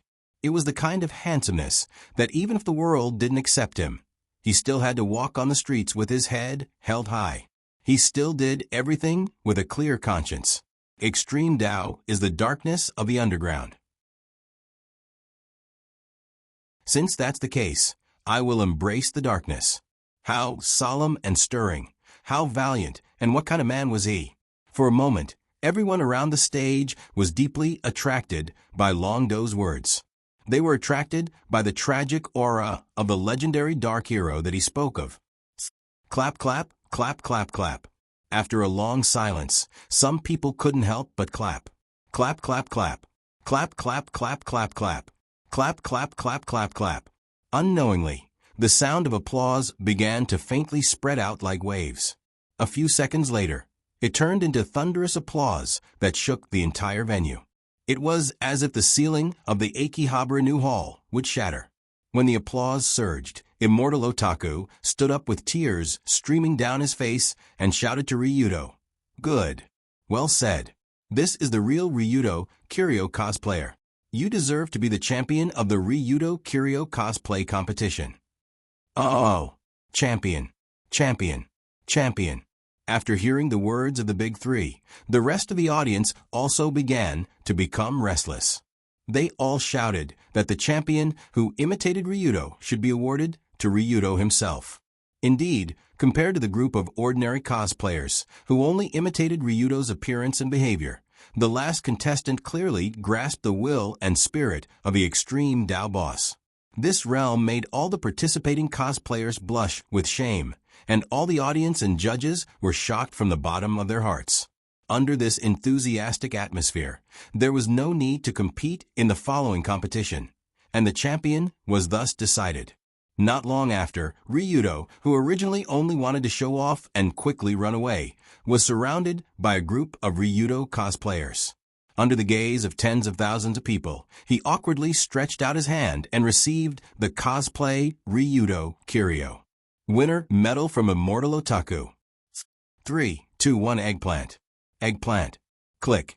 With the last dozens of Ryudo cosplayers on the stage, the professional photographer pressed the trigger on the dozens of Ryudo Kiryu on the stage, and also this precious photo of the first Ryudo Kiryu cosplay competition. In the center of the photo, the man who was using the cosplay Ryudo Kiryu. Winner medal to cover his face, not letting his face be photographed in the photo, looked somewhat embarrassed. But everyone knew that he was the winner of this competition, the king of Ryudo cosplay, and also left his own legend in Akihabara. Just like that, a chaotic storm came to an end. Of course, when the two of them sat in the car and returned home, Senior Sister Union's smiling face had already stiffened. He is an open and above-board person, a person who is not afraid of fighting, a real man, a hero who walks in the dark. I huffed. Sorry, I can't continue. At this time, Yin, who was sitting next to Ryudo, was imitating her boyfriend's speech while laughing. It's over. This time. What stupid thing did I do? It's too shameful. At this time, Ryudo was sitting in the car, holding his head, with an embarrassed expression. Indeed, thinking about it carefully, what Long Do did just now was indeed quite shameless.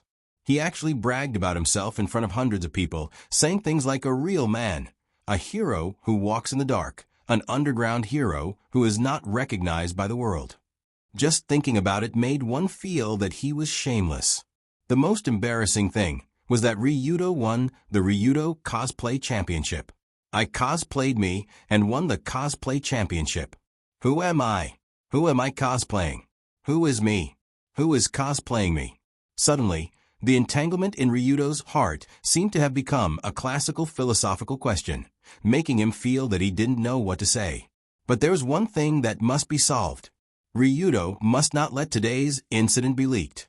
Even if it was leaked to Colored Glaze and Dunya, if those two women knew, they would definitely laugh at Ryudo for a lifetime. So Ryudo raised his head and counted to Yunyen next to him, that Yunyen, today's incident will be a secret between us. Don't tell anyone, okay? That. Yunyen smiled and pretended to think for a while, then smiled and said, not necessarily. It depends on your performance tonight. Performance tonight? You mean, didn't I tell you? Tonight, I'll wear all kinds of cosplay clothes for you to see. You have to help me get the feeling of those characters. If you do well, I won't tell anyone about what happened today. Huh? That's right. There was such a good thing today. Hearing this, Ryudo hurriedly nodded. At the same time, his face showed a slightly wretched expression. After all, it was late at night, and his girlfriend wore all kinds of cosplay clothes for him to see. This was really, he would laugh in his dreams tonight.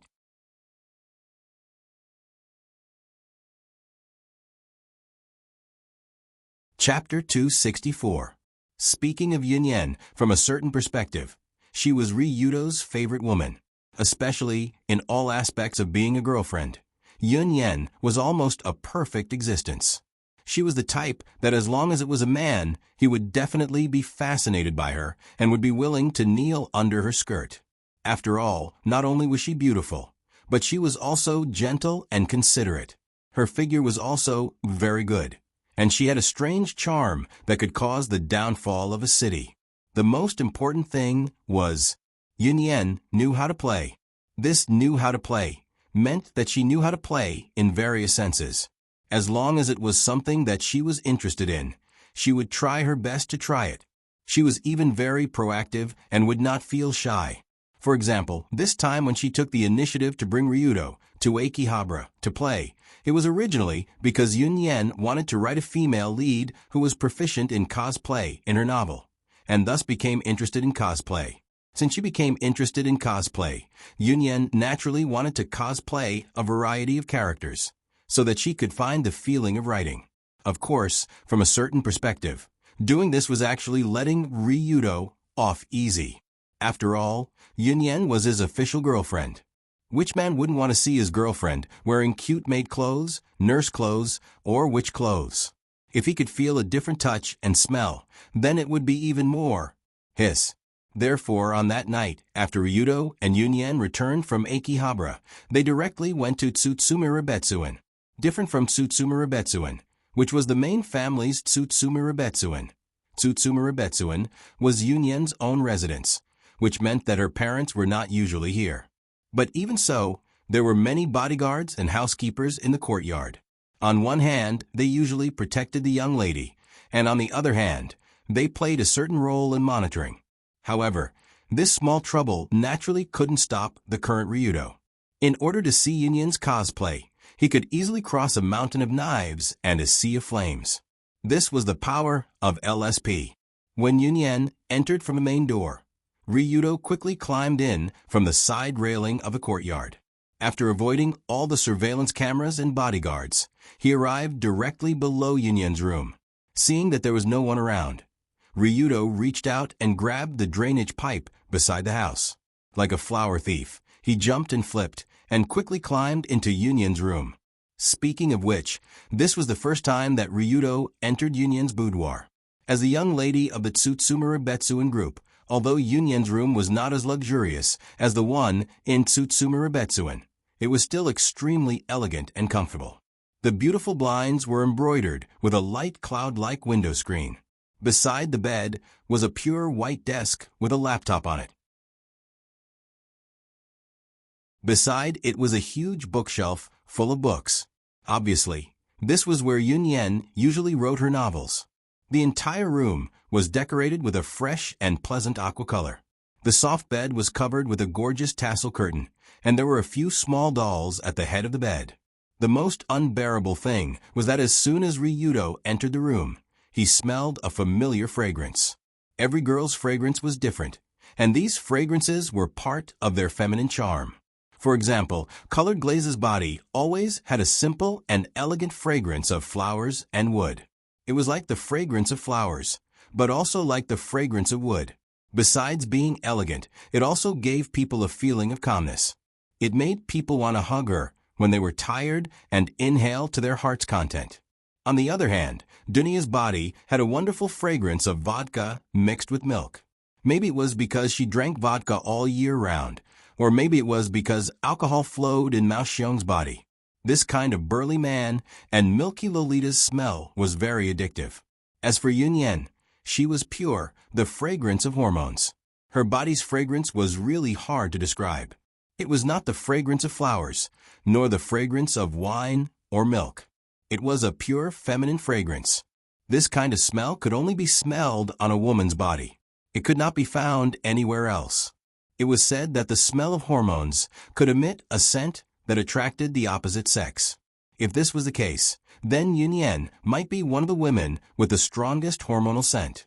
This was because just by smelling the scent on her body, it could cause people to have very direct primitive thoughts. From this perspective, Yun Yen and Ayam were actually the same type of witch. It was just that one was an angel and the other was a demon. They were on opposite ends of the scale, but there was no difference in their lethality to men. Thinking of this, Ryudo couldn't help but pick up his girlfriend's pillow from the bed and put it in front of his nose to smell it. Then, his whole body trembled, looking like a living gentleman. Of course, this was purely out of curiosity. He wanted to find out what elements were involved in the smell of hormones. There was absolutely no hint of perversion in it. Absolutely not, probably not. Ah, you came in so quickly. Why are you holding my pillow? When Ryudo was smelling the pillow like a fool, Yun Yen also walked in from a main door. Then, she looked at his actions and asked in confusion, "Ahem, aren't you going to change clothes? Hurry up, I can't wait." In order to cover up his gentlemanly behavior just now, Ryudo hurriedly showed an excited look. "That's true. Then you wait here for a while. I'll be right there," he. After throwing a flirtatious look, Yun Yen walked toward the large cloakroom next to the room. At this time, there were a lot of cosplay costumes there. It made people sigh that it's good to be rich, and it's even better to have a rich girlfriend. Oh, what will senior sister Yun Yen wear in a while? It's really exciting. When Yun Yen ran to the cloakroom to change clothes, Ryudo was lying on her soft bed and rolling around, looking like a pure young man who had never been on a woman's bed. Speaking of cosplay costumes, what do you like the most? For Ryudo, he should like maids the most. That kind of job of serving people with cute girls and costumes can really arouse endless fanciful thoughts of men. Coincidentally, senior sister Yun Yen, who walked out of the cloakroom 10 minutes later, was dressed in a very seductive female outfit. Servant. Poser. Is this an angel? Did the maid angel come? When Yun Yen walked out with a cold expression, Ryudo couldn't help but swallow a mouthful of saliva. At this time, Yun Yen was wearing a standard black and white maid costume. The black inner shirt tightly wrapped around her slender body. The white lace skirt only reached her thighs, and there was a big bow on the waist that emphasized the girl's slender waist. Originally, a maid costume was one of the elements of Mo. At this time, Yun Yan's maid costume was short, and a pair of white halter stockings swayed her legs, giving people a feeling of shining white.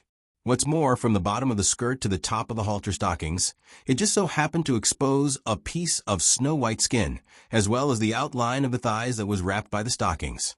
It can be said to be a perfect, absolute domain. Absolute territory referred to the space between the girl's knee-length socks and short skirt where one could vaguely see her thighs. That vaguely discernible beautiful skin allowed one to see their dreams, so it was called a sacred and inviolable territory. Originally, Yunyan's figure was the tallest among the three girls, so her legs were naturally the longest.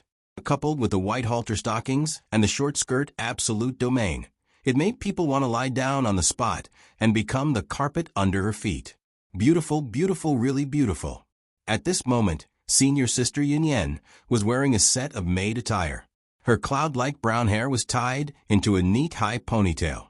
Coupled with a cold and arrogant expression on her face, it really made people unable to stop themselves from looking at her and, wait, why does the maid have such an expression? It seems like she treats the master as trash. Generally speaking, maids are not submissive. They will do whatever they are told to do. Why is Yunyan acting as a maid like this? Just when Ryudo looked at the maid Yunyan with a puzzled look, she frowned and said sternly, "Hey, you, what are you doing lying on Miss Bed? Pervert." Logically speaking, this is Yunyan's own room, and the bed is also her own bed, but Yunyan said that it is Miss Bed. So that's the case. Is it such a setting? Her current maid role is playing the maid of Yunyan in Tsukumi. Unlike Color Glaze, Yunyan did not have a personal maid following her. So at this time, Miss put herself in a role similar to 16 Nights in Dancing costume and began to angrily scold the stinky man who was lying on Miss Bed. Yunyan's acting was not bad. At least he could feel her momentum of looking at men as trash. From a certain point of view, it was really similar to dancing costume. Since Yun Yen wanted to put on an act, then Long Do naturally would not refuse to accompany her. So he sneered and said, "Humph, with my relationship with your miss, I can go to her bed if I want to. Even if your miss is on the bed, I will do it without hesitation." When he said, "without hesitation," Ryudo slightly curled his lips. Obviously, this sentence had a double meaning. After all, the word "on" had a deeper meaning.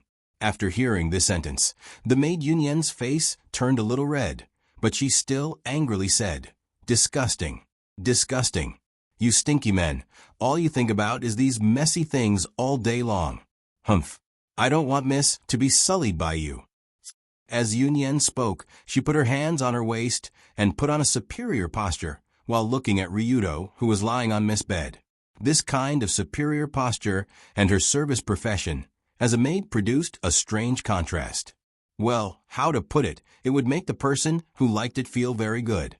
Coincidentally, Ryudo was the kind of person who liked it. Although he was not a masochist who could reject such a beautiful and cute maid who looked at her master like he was trash. Thus, when he heard Yunyan's words, he couldn't help but take a deep breath. Then he stretched out his hand and directly pulled this tsundere maid onto the bed.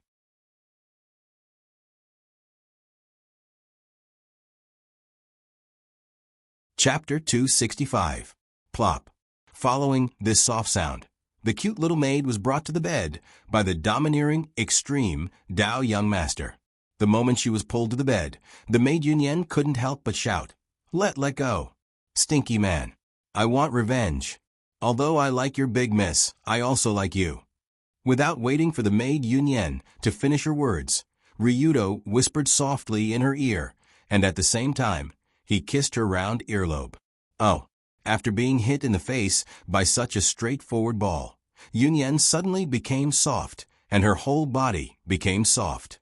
So she also obediently fell into Ryudo's arms, smiled, and said, "You really know how to coax girls. Usually, you have a lot of sweet words for other girls. Occasionally, but the number of sweet words for you is definitely the most." Huffed. Ha ha ha. It seems like this is the case. Yunyan also knew that Ryudo had two other women, but with the temperament of Colored Glaze and Dunya, they usually didn't play so much when they were with Ryudo. After being intimate for a while, Yunyan slowly got up from the bed, pointed at her outfit, and asked, "Stop joking. What do you think of my outfit?" "Very good." Ryudo immediately gave a thumbs up, smiled, and said, "Especially the setting of the arrogant and poisonous maid and the white garter stockings. It's simply amazing." Gulp. Speaking of this, the dragonhead couldn't help but swallow a mouthful of saliva, and looked at Union's legs wrapped in the long garter stockings. The so-called garter stockings were actually a kind of stockings. It was just that in the past, when stocking technology was not developed, nylon stockings without a corset design would easily slide down. Therefore, things like suspenders were developed. To put it bluntly, it was just a design to fix the stockings. Logically speaking, with the improvement of the design of stockings and the development of some small products similar to stocking glue, the situation of women slipping down when wearing stockings had decreased a lot. Therefore, garter stockings should also be retired from the stage of history. However, this did not happen. At some point, garter stockings became a symbol of femininity. Unlike stockings and pantyhose without suspenders, suspender stockings were like the straps behind a bra because of the two suspenders. They became a special prop that attracted people's interest. In this day and age, socks were not necessarily for wearing. They could be worn for use. After all, a woman's long and slender legs were the most attractive part of a man. Coupled with the two straight straps of the garter stockings, it was as if the straps were used as threads on the graceful thighs, making it easier for people to see the three-dimensional structure of the thighs. And the most important thing was that the straps of the garter stockings had a hint of going up, up, and up. It made people feel as if they could go up along the straps, and their consciousness would dive into the top of the garter stockings and go to the mysterious secret garden. Therefore, the legs wearing garter stockings were beautiful and had a certain suggestive effect. It could make people feel that the legs were very beautiful. If the legs were white and long, the bones and flesh were well proportioned, and the owner of the legs was a great beauty, then it would be even more beautiful. There was no doubt that Yunyan perfectly met the above characteristics, so Ryudo couldn't help but look at her legs wearing white garter stockings. This was a very normal situation. At this time, the maid was lying on the bed with her legs slightly bent, supporting her face with her elbows. This posture could perfectly show the curves of her body. After noticing Ryudo's gaze on her legs, Yunyan was not pretentious, but asked with a smile, "So you like this? Is this the so-called stocking fetish?" "Ah, is it? I can't say for sure. In short, I am attracted to it." Facing this question, Ryudo was a little embarrassed. After all, it was still a little embarrassing to be obsessed with legs wearing stockings. But Yunyan was more considerate than Ryudo.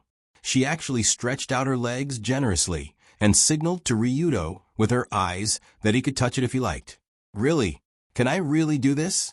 Looking at the pair of beautiful legs wearing white stockings in front of him, although Ryudo thought this is not good in his heart, his hand honestly held Yunyan's slender jade foot and curiously played up and down.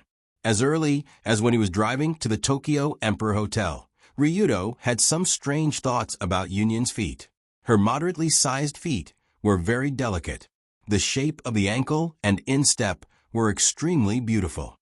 Coupled with the white stockings covering it, it made people want to hold it in their hands and play with it carefully. Now, Ryudo finally got what he wanted. Oh, this is Yunyan's feet? Not bad. It was not the first time Ryudo saw and touched a beauty's jade foot. In fact, he had seen or touched this part of his harem of 3 people. Dunya's feet were the smallest. One hand could almost wrap around it. The feeling of being small and exquisite was like a carefully made doll. Colored Glaze's feet were slightly bigger, but the shape was very delicate. The beautiful lines from the tip of the foot to the ankle gave endless fanciful thoughts. And because Yunyan's figure was the tallest, and her body shape was also the mature type, her jade feet were naturally the largest among the 3.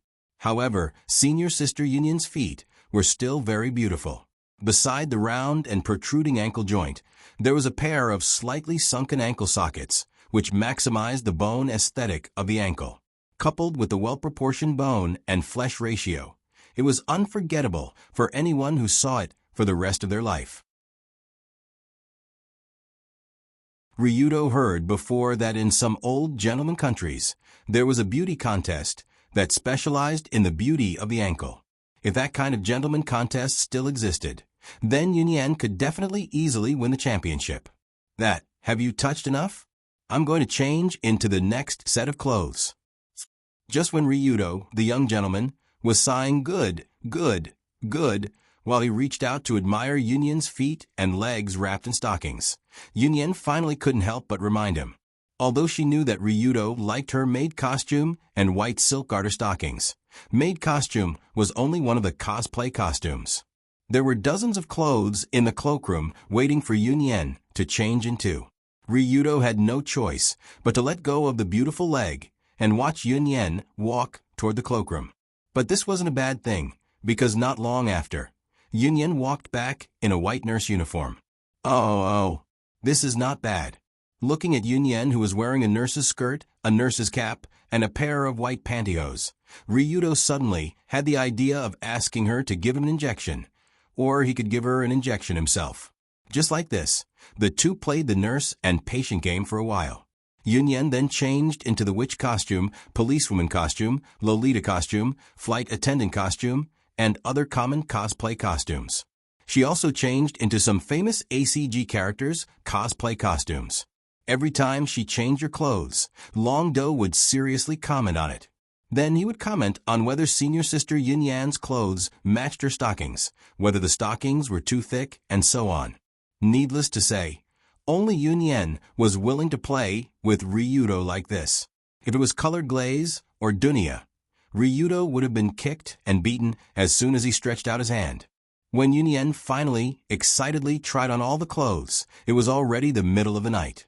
And when she tried on a bunch of clothes, she felt a little sweaty. So she ran to the bathroom to take a shower, changed into a nightgown, and walked out. Phew, today was really fun, too interesting. After coming out of the bathroom, Yunyan laughed while using the towel in her hand to dry her wet hair. Her long brown hair, which was usually soft and fluffy like a cloud, was now wet and clumped together. Long Do had never seen such a scene before. Although it was not the first time he saw a beauty coming out of the shower, the last time he saw it was Dunya drying her wet hair. When it came to displaying the charm of a woman, a loli was not on the same level as a mature woman. Yunyan's posture when she came out of the bath was indeed much more beautiful. It made people clearly feel that she was a woman and not a girl. Dong dong, dong dong. Seeing Yunyan in a soft nightgown walking towards him, Ryudo felt his heart beating violently. Indeed, the normal Yunyan and the Yunyan who changed so many costumes were very attractive. But the current Yunyan in her nightgown displayed her charm to the extreme. Her bare feet, as white as jade, stepped on the carpet in the room. Her calves and thighs, without stockings, still looked flawless. From the soft silk nightgown, one could see large patches of white skin on her arms, back, and neck. Walla, walla lulla. When Yunyan came out of the bathroom and sat in front of the dressing table to dry her hair, Ryudo kept staring at her like an idiot who had never seen a woman before. As a matter of fact, it was indeed so.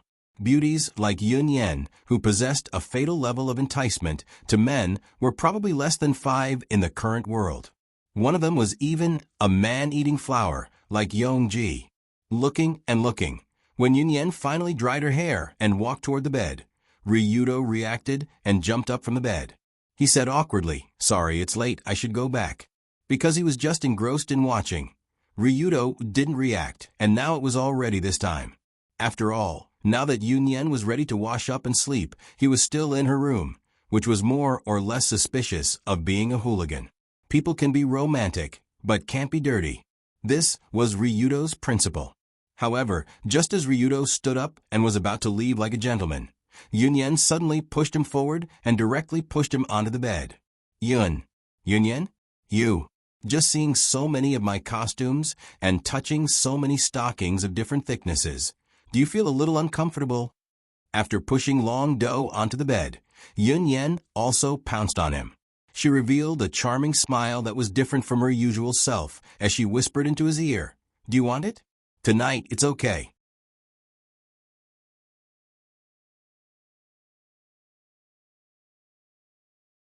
Chapter 266. Generally speaking, when a woman says, "Do you want it?" If it's tonight, it's okay. When she says this, she probably didn't mean to ask if he wanted to eat supper tonight. Ryudo naturally understood what Yunyen meant. Otherwise, he wouldn't be naive, but really stupid. Speaking of which, among the harem trio, Yunyen and Ryudo's relationship was the most intimate, because Yunyen was the most daring.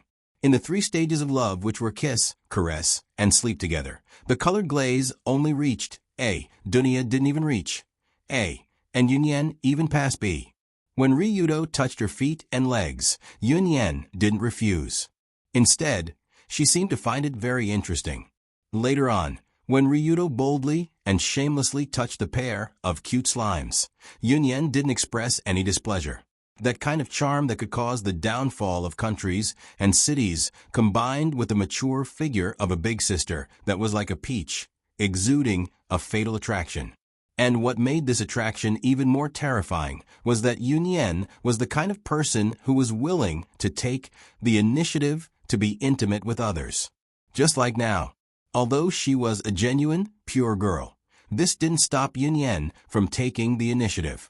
Because her personality was like this, daring to try all kinds of new things, and also liked to enjoy all kinds of enjoyment. Regarding the fact that he was pushed down by Yunyen, Ryudo felt his mind go blank for a moment, and at the same time, his breathing suddenly quickened. At this time, Yunyen had just finished showering. The strong smell of hormones on her body mixed with the fragrance of the shower gel, coupled with the soft silk nightgown. This beauty's charm was displayed to the extreme. What's more, this great beauty even asked, "Do you want it?" a question that couldn't possibly have a second answer. So it would be strange if he could resist. Thus, without even thinking, Long Do brought over a slave. He flipped over and placed Senior Yunyen on the bed. Then he propped up the pillow with his hand and looked at her eyes that carried a blurred expression. Yunyen, can I really do it?" "Uh-huh. But be gentle. I haven't done it before. I heard it's a bit painful at first." Okay, I'll be gentle." Finally, the day has finally arrived. I can finally become a real man. Looking at Yunyen lying on the bed with a playful expression, Ryudo suddenly felt like crying. After mentally preparing himself, Ryudo slightly lowered his head and planned to start this hot night with a passionate chirp.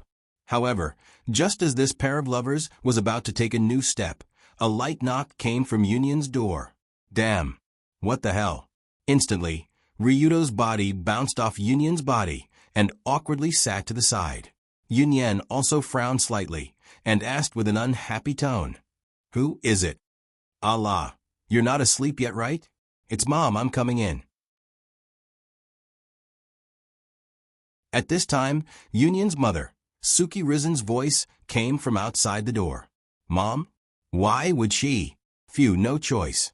Hearing her mom's voice, Yunyen hurriedly lifted the blanket and signaled for Ryudo to hide inside, while she lay down beside Ryudo, picked up a book from the bedside table, and pretended to be reading on the bed, and then picked up the remote to open the door. Yunyen's door was an electronic lock that could be opened remotely, so there was no need to get off the bed to open the door. 2 seconds after Ryudo hurriedly crawled under the blanket, Zhenchin opened the door and walked in, walking towards Yunyen's bedside. After coming to the bedside, Zhenchin smiled and said to her daughter, "Still reading? I hope I didn't disturb you." "You can say that. Why did you suddenly come over?" "I went to Madame Kudo's place to have a tea party tonight, and it happened to be near here, so I couldn't be bothered to go back, and decided to stay here for a night to accompany my cute daughter." Saying this, a relaxed smile appeared on Zhenchin's face, as if saying, "Are you happy? Are you having a good time?" If it was any other time, Yunyen would definitely be very happy if her mom came over to accompany her. But today was different. Yunyen was about to step onto a new level with her boyfriend, but who knew that Zhenchin would suddenly come and mess things up, causing her to have a strange expression. As for Ryudo, who was hiding under the blanket, it was even more awkward. "What's going on? What's going on?" "I was being intimate with my girlfriend in her room, but my mother-in-law suddenly came and blocked me in my girlfriend's blanket." This situation was very awkward for Ryudo, and also very scary. After all, he couldn't imagine what Jinqin's expression would be if she found out that he was hiding in her daughter's bed. But at this moment, something even scarier happened. As Jinqin spoke, she actually sat down on Yunyan's bed and smiled. "How about I sleep here with you tonight? We haven't slept together in a long time." Hiss. The moment she heard this, Yunyan shivered, and Ryudo, who was hiding behind her, also shivered. The two could be said to be in sync. What a joke, sleep together. As long as Jinqin lifts the blanket, no one will be able to sleep tonight. This isn't good. After feeling the crisis, a drop of cold sweat fell from Yunyan's smooth forehead, and she said awkwardly, "Why isn't it good? Didn't we often sleep together before?" "That's true, but today I have a cold, and I'm afraid of infecting you." Achoo. In order to strengthen her persuasion, Yunyan pretended to sneeze cutely. If it was any other time, Ryudo would definitely be attracted by the sound of the sneeze, but now he didn't have the mood to do so. Instead, he paid full attention to the second mother-in-law's actions. "Please, please, don't come over." He didn't know if Ryudo's prayer was effective or if Yunyan's sneeze was quite realistic. When Jinqin heard that, she said, "Then you should rest well tonight. I'll sleep in the guest room next door. I won't disturb you." After rubbing Yunyan's head, Jinqin leisurely opened the door and walked to the guest room next door. Phew! Suddenly, Ryudo breathed a sigh of relief. He poked his head out of the blanket, reached out and hugged Yunyan's slender waist, and said with a smile, "This is really dangerous. I was almost caught, hee." Indeed, I didn't expect Mom to come back at this time. After holding Ryudo's hand, Yunyan said regretfully, "But it seems that we can't do it tonight. Mom is sleeping in the small guest room next door. If there is any noise, it will disturb her."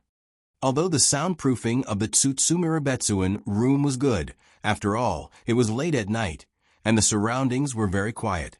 If the two of them did it in the room, it would be strange if Jinqin, who lived next door, couldn't hear it. But if they covered their mouths and didn't make any sound, the two of them wouldn't feel good enough.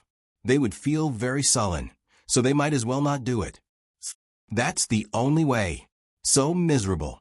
Ryudo naturally knew this, so he also nodded bitterly, but the fire in his chest didn't go down. How to put it, in fact, since Yunyan changed her clothes, Ryudo had been very angry. Later, after Yunyan made it clear that she wanted to help him, Ryudo's fire burned even more vigorously. To use an exaggerated analogy, Ryudo was like a volcano that was about to erupt. If there was no vent, then he could only wait for the boiling magma inside to slowly calm down. Anyone who had experienced such a situation would know that this process was very unpleasant. It was like the feeling of being forced back halfway through a sneeze. Seeming to feel Ryudo's sullenness, Yunyan first pondered, and then said to Ryudo, who was about to get up and leave, "How about this? It's already so late. You should stay here tonight." But in my current situation, if I stay here, it's a bit torturous. If it was a normal day, being able to sleep in the same bed with Yunyan, even if it was just sleeping together, was a great enjoyment for Ryudo. But the problem was that now Ryudo's fire had been greatly aroused by her, and it was in the ultimate state of overclocking. Sleeping with her was not enjoyment, but torture. It was like a person who had been hungry for several days was placed in front of him, but the meat couldn't be eaten, and he could only sleep with the meat. Who could stand this?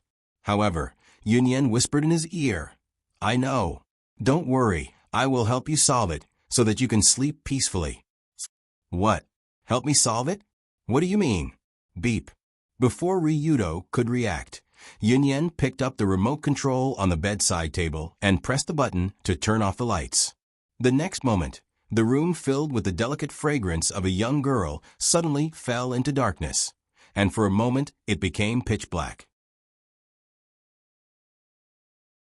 Then a rustling sound came from the bed. Ryudo felt the quilt suddenly moved, and a warm body lifted the quilt and went under. Yunyan? Just lie down. I read this method from a book. I don't know if it can be done. Anyway, let's give it a try. Book? Read it from a book? Give it a try? This is... Oh, Oh. Just when Ryudo didn't react to what Yunyan was saying, he suddenly felt his body heat up, and the action in the sixth last paragraph of chapter 95 was reproduced in this small quilt. So it's like this. Yunyan. Amazing. When he was enveloped by a feeling that he had never experienced before, Ryudo couldn't help but take a deep breath and felt that his whole body fell into a bottomless abyss.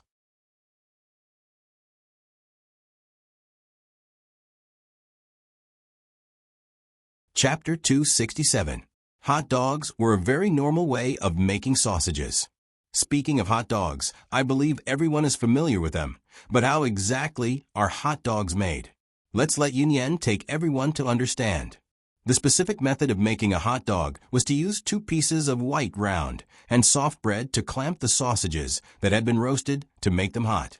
Then smear a little slippery sauce on them, and rub them left and right so that the sausages and bread would fully absorb the sauce.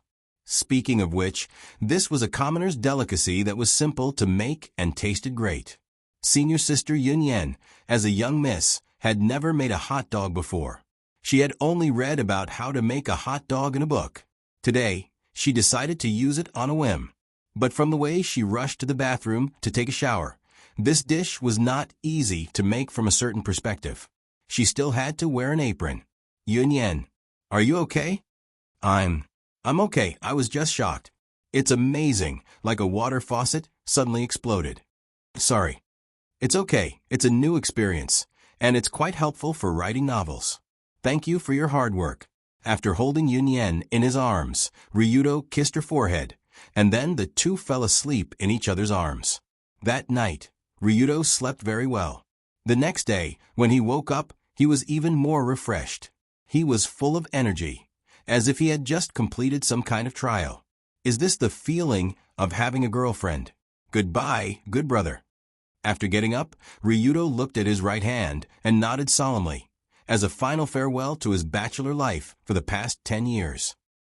Oh, good morning. Not long after, Yunyan, who was lying next to him, also woke up and then casually stretched.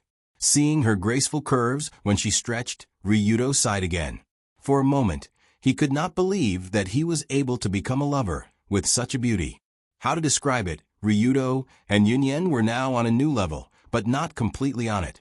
They tried some new things, but not completely at the end of it. But no matter what, last night's strange experience made Ryudo very happy. At the same time, he also saw Yunyan's side that he would not normally see, and it was extremely shocking. Although Long-do knew from the beginning that senior sister Yunyan was very bold, he didn't expect her to be bold to this extent. She was clearly a young girl, but she directly skipped the novice stage and practiced the kind of senior technique that only talented women could master. So far, only Yunyan could master this kind of skill. Colored Glaze and Dunya did not have this kind of talent. And if Ryudo asked them to do it, he would probably be killed on the spot. It did not matter whether they had the talent or not. Therefore, even if Yunyan was not proficient in this kind of skill, it was enough to make Ryudo admire her. In the end, he was defeated by her great heart. Speaking of which, other than the fact that senior sister Yunyan was quite bold, there was also the fact that she really liked Long-do, which was why she wanted to make Long-do feel comfortable. Thinking of this, Ryudo felt warm in his heart. After all, having such a cute and proactive girlfriend was really a great joy in life. What's wrong? Why are you staring at me in a daze early in the morning? Are you still thinking about what happened last night? When being stared at by Ryudo, Yunyan, who was sitting in front of the dressing table and doing her hair, could not help but ask with a smile. While she was doing her hair, Yunyan raised her long and slender hands behind her back. Because she was only wearing a simple set of underwear and the nightgown from last night had been washed, her smooth, white, and hairless underarms attracted Long-do's attention. Thus, Long-do swallowed his saliva and smiled awkwardly. That, more or less. If you like it, I will help you many times. Don't stare at me like this. Oh. Whoa. Yunyan, you are really an angel. When Long-do heard senior sister Yunyan's casual reply, which contained a myriad of flirtatious emotions, He instantly felt as if he had turned into light. He wanted nothing more than to put on his underwear, throw on a bedsheet, and fly out to save the world. In this way, Ryudo jumped out of the window with a good mood. He jumped out of the bedroom that brought him countless beautiful memories, then quietly slipped to the street, waiting for Yunyen to come out of school. Not long after, Yunyen, who was neatly dressed in the first high school uniform, and her face returned to her usual gentle expression, walked out of the gate. This Yunyen was the Yunyen in Tsukuderi that the public was familiar with. But after last night, Longdo got to know the new Yunyen. He got to know what the Yunyen in the moon vision looked like. He was the only one in the world who could see it. Therefore, until the two arrived at the school gate of First High School, Ryudo was in a good mood, and so was Yunyen, who was walking beside him.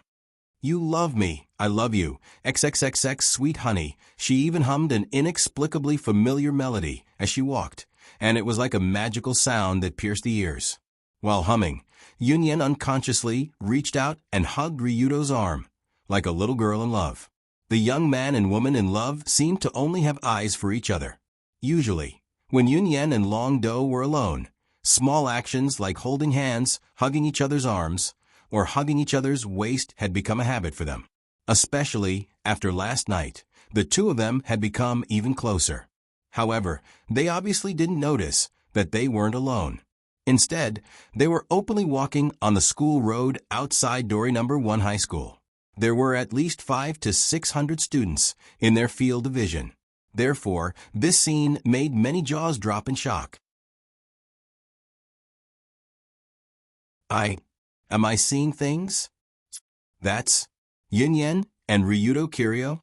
Seeing the two walking together intimately, and the girl hugging the boy's arm, most of the students who were about to go to school were stunned. A male student who was eating a sandwich while walking saw this scene, bit his finger, and threw the sandwich at the face of the student behind him. The student who was thrown a sandwich didn't have time to get angry. He just looked at Ryudo and Yunyen and continued to walk until the sandwich fell to the ground. The sandwich that fell to the ground was stepped on by another student who saw this scene. He did a 90-degree split on the spot, and his crotch cracked. Of course, this was only a small incident that happened in a small area.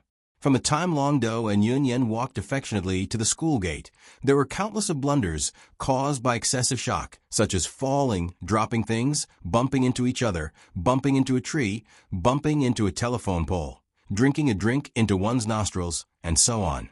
There were simply too many to count. Because no one could imagine that such a shocking scene would happen early in the morning. A long time ago, Yunyen and Ryudo were involved in a scandal. It was that time when the two walked into the school side by side, which caused the first public outrage on the First High School BBS. But a scandal was just a scandal.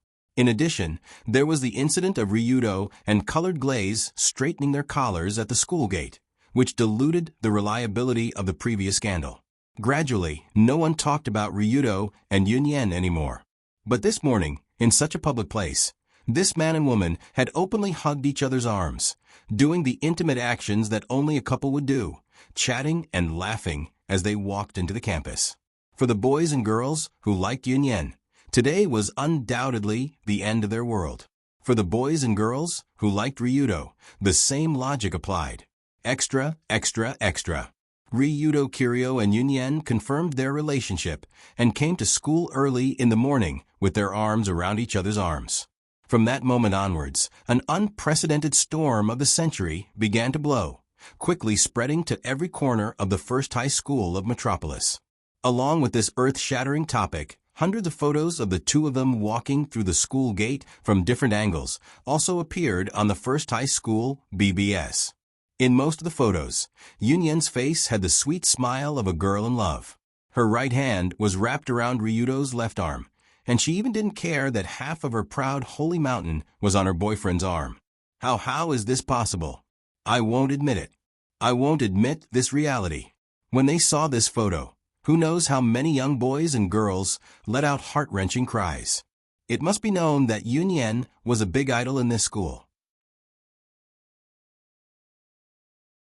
especially with her natural mysterious charm and body that far exceeded that of a high school student. She attracted a bunch of fans.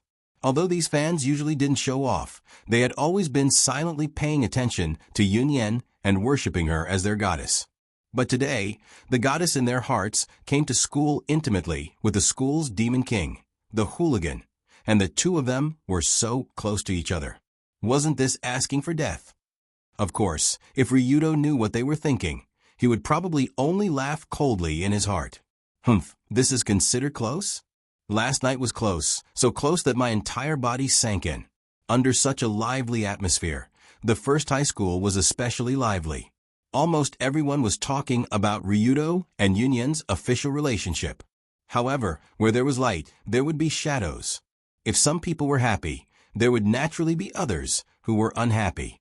For example, the official team leader's wife, Kanzaki Colored Glaze, who was angered by Ryudo and Dunya's matter yesterday, and came over early in the morning to eat another big melon.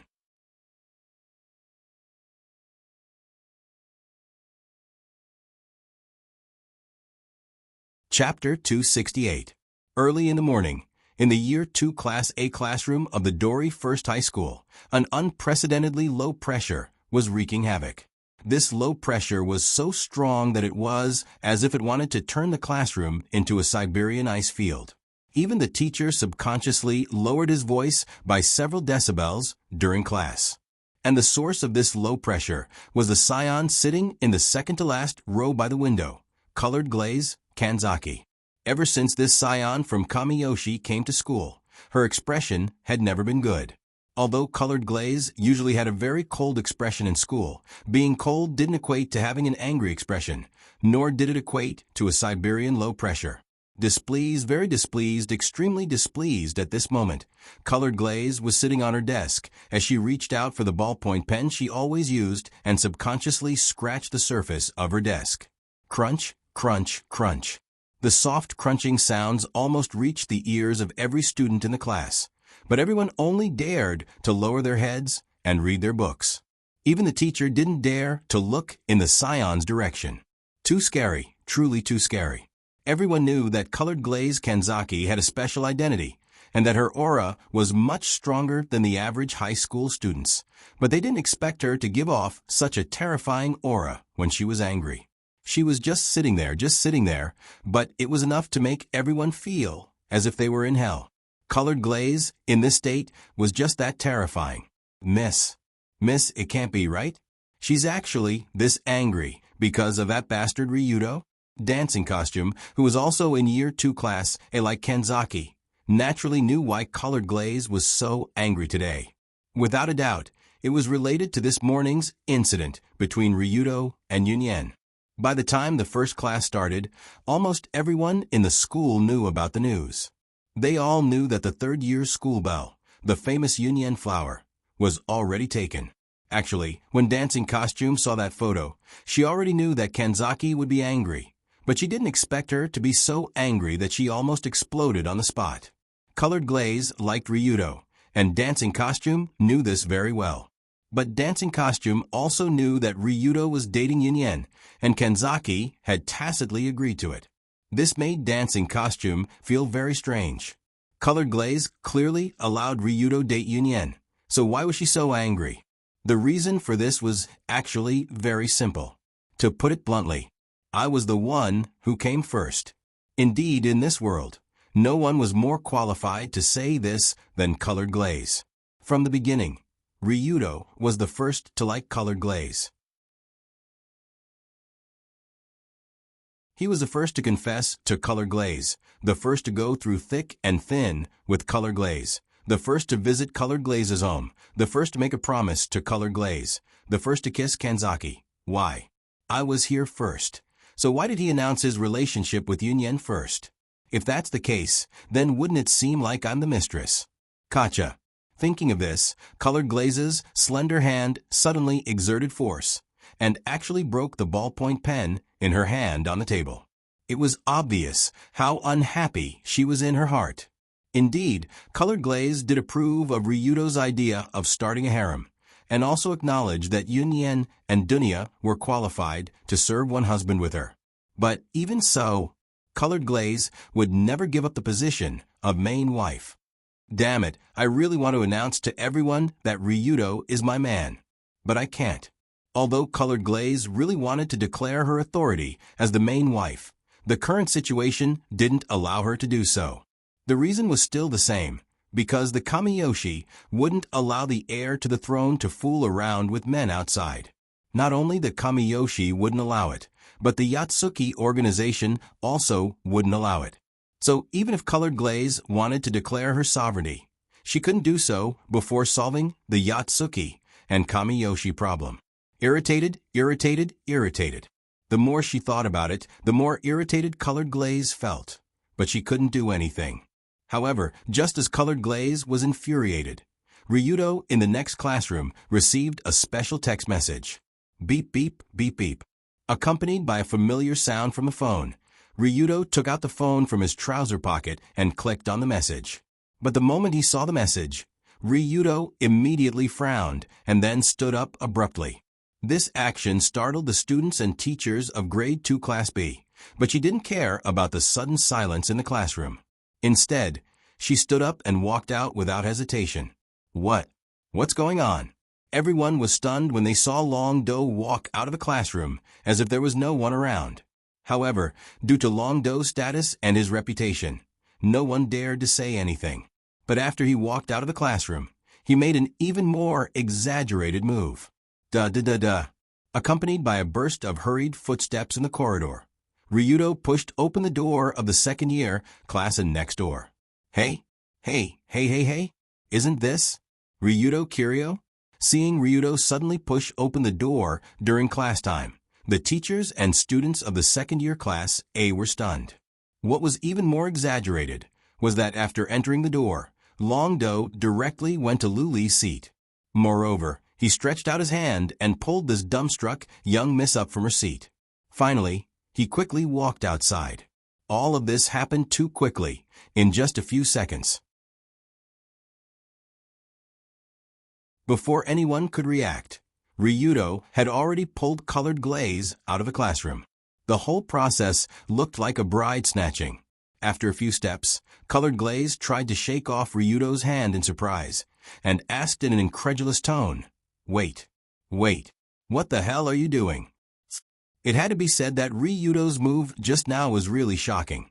He actually went straight into the next class during class, and pulled the young lady Colored Glaze out. If there was no reasonable explanation, then this incident would probably become the second explosive point of the day, enough to be on par with the Yunyen and Ryudo dating incident. But just as Colored Glaze was trying to struggle, Ryudo said seriously, Don't make trouble. Something happened to Lady Ruhue. We must immediately rush to Kamishiro Imperial Garden. Lady Ruhue. Something happened to Mother? The moment she heard this sentence, Colored Glaze suddenly trembled. After all, she never dreamed that Ryudo pulled her out of class because of this. But in the next moment, Colored Glaze quickly thought of a strange point. Wait. Something happened to Mother. Why didn't I know? How did he know? Thinking of this, Colored Glaze couldn't help but show a puzzled expression. Ruehue Kaneshiro was Colored Glaze's biological mother, and logically speaking, the relationship between the two of them was the closest in the world. But now, something seemed to have happened to Ruehue, and Colored Glaze didn't know anything about it. But Ryudo got the information faster? This didn't make sense, did it? As if he knew what Colored Glaze was thinking, Ryudo took out his phone and showed her the message sent by Bunnyball from the cat house. There were only a few simple words on the message. It said, Madam fainted on the ground, speed. Although it was only a few words, the content was enough to shock anyone who saw it, and it made Colored Glaze even more confused. What's going on? Why didn't I receive this message? Why did Bunnyball only send it to Ryudo, but not to me? I'm the young lady of Kamiyoshi. I'm Mother's daughter, right?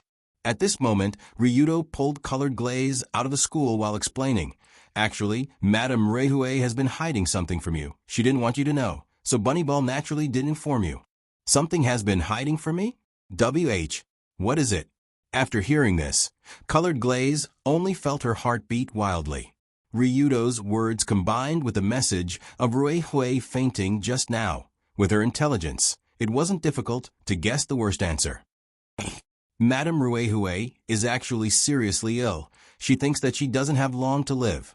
So she didn't want to tell you some things. Mother, she doesn't have long to live? In an instant, Colored Glaze felt dizzy as she walked.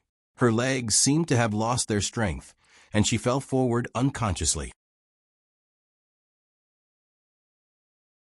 But Colored Glaze didn't fall to the ground, but when she fell forward, Ryudo caught her. Hee. In the next second, Ryudo put his hands on her back and legs, and the young lady's slender body was carried up in a princess carry position. Don't forget, at this time, the two were still in school. Although it was still class time, there were still some figures around. If it were any other time, Luli would definitely not allow Long Do to do such an intimate action to her in public. But now, she couldn't care less about it. How is it possible, Mother? Don't worry, listen to me carefully, okay? Ryudo naturally understood Colored Glaze's feelings when she heard the sudden news, but he smiled and said in Colored Glaze's ear, I just said she thinks she doesn't have long to live. Do you understand what this means? Hearing this, Colored Glaze's head turned to Ryudo's direction and looked at the man with a surprised gaze. Rui Hui doesn't have long to live. Rui Hui thinks she doesn't have long to live. In between these two sentences, he only added thinks she doesn't have long to live, but the meaning was completely different. Difficult. Difficult to say? After understanding Ryudo's meaning, Colored Glaze asked with trepidation, You mean, Mother can still be saved? She won't die? Of course. Hearing this, Ryudo showed a confident expression, then lowered his head, and gently kissed Colored Glaze's forehead. I bet on my Ryudo Kiryo's name, I will definitely let her live. Otherwise, wouldn't I have worked for nothing for the past few months? Thinking about the past few months of blood and tears, Ryudo couldn't help but feel like crying. Even more than Colored Glaze, he wanted to cry.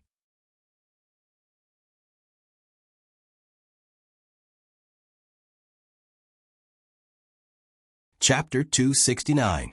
Ryudo had already expected that Kanzai Rui Hui would fall ill and die, and it was bound to happen. According to the timeline of the original work, Rui Hui would die a year after Ryudo kidnapped the Colored Glaze, which was a year after Ryudo's plot began. It was almost half a year from now. However, Rui Hui didn't suddenly die. Her body should start to have various problems at this time, such as fainting or severe headaches from time to time.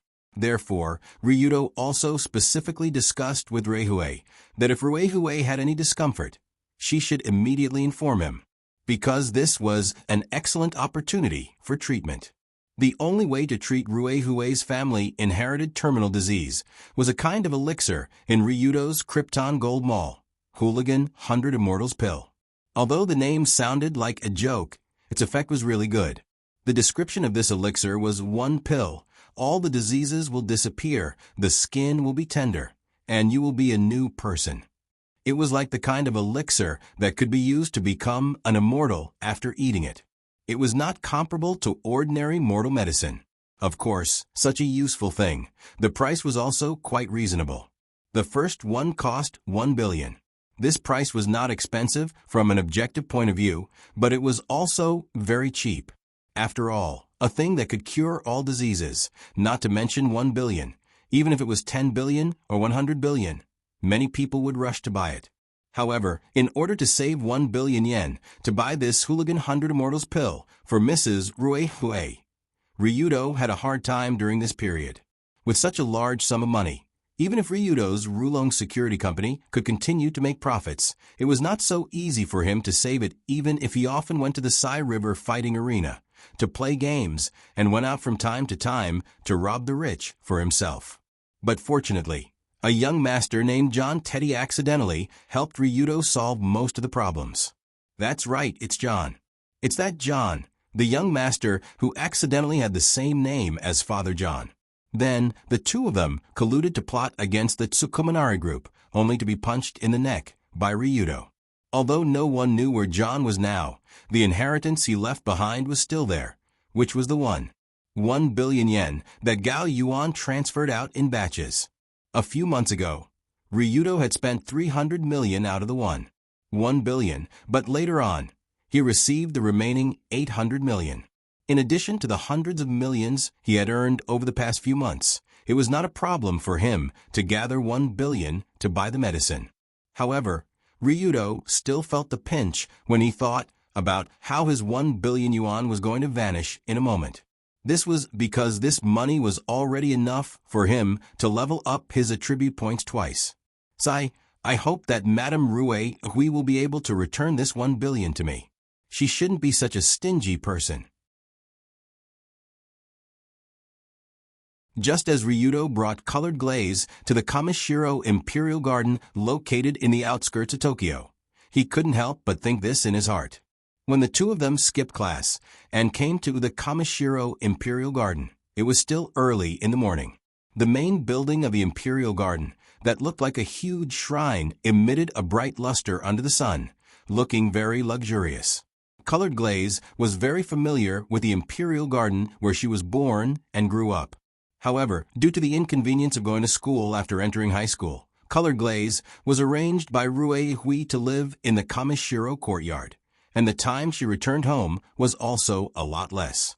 Thinking about it carefully, Colored Glaze seemed to have become more and more estranged from her mother from that time. At first, Colored Glaze thought that it was because her mother had been busy in recent years, so she gradually became estranged from her. But from the current situation, it should be Rue Hui's deliberate intention, because she knew that she didn't have long to live in order to not let her daughter be sad. Rue Hui chose the stupidest method. As long as her daughter didn't like her, naturally she wouldn't be sad. Idiot. How can there be such an idiot?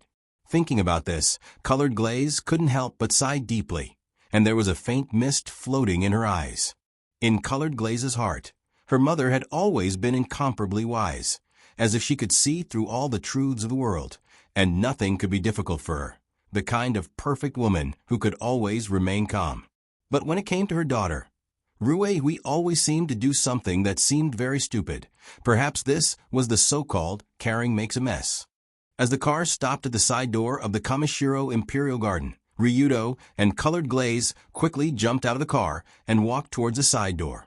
At this time, there was already a familiar old figure waiting at the side door, but when he saw Lady Colored Glaze, he frowned slightly.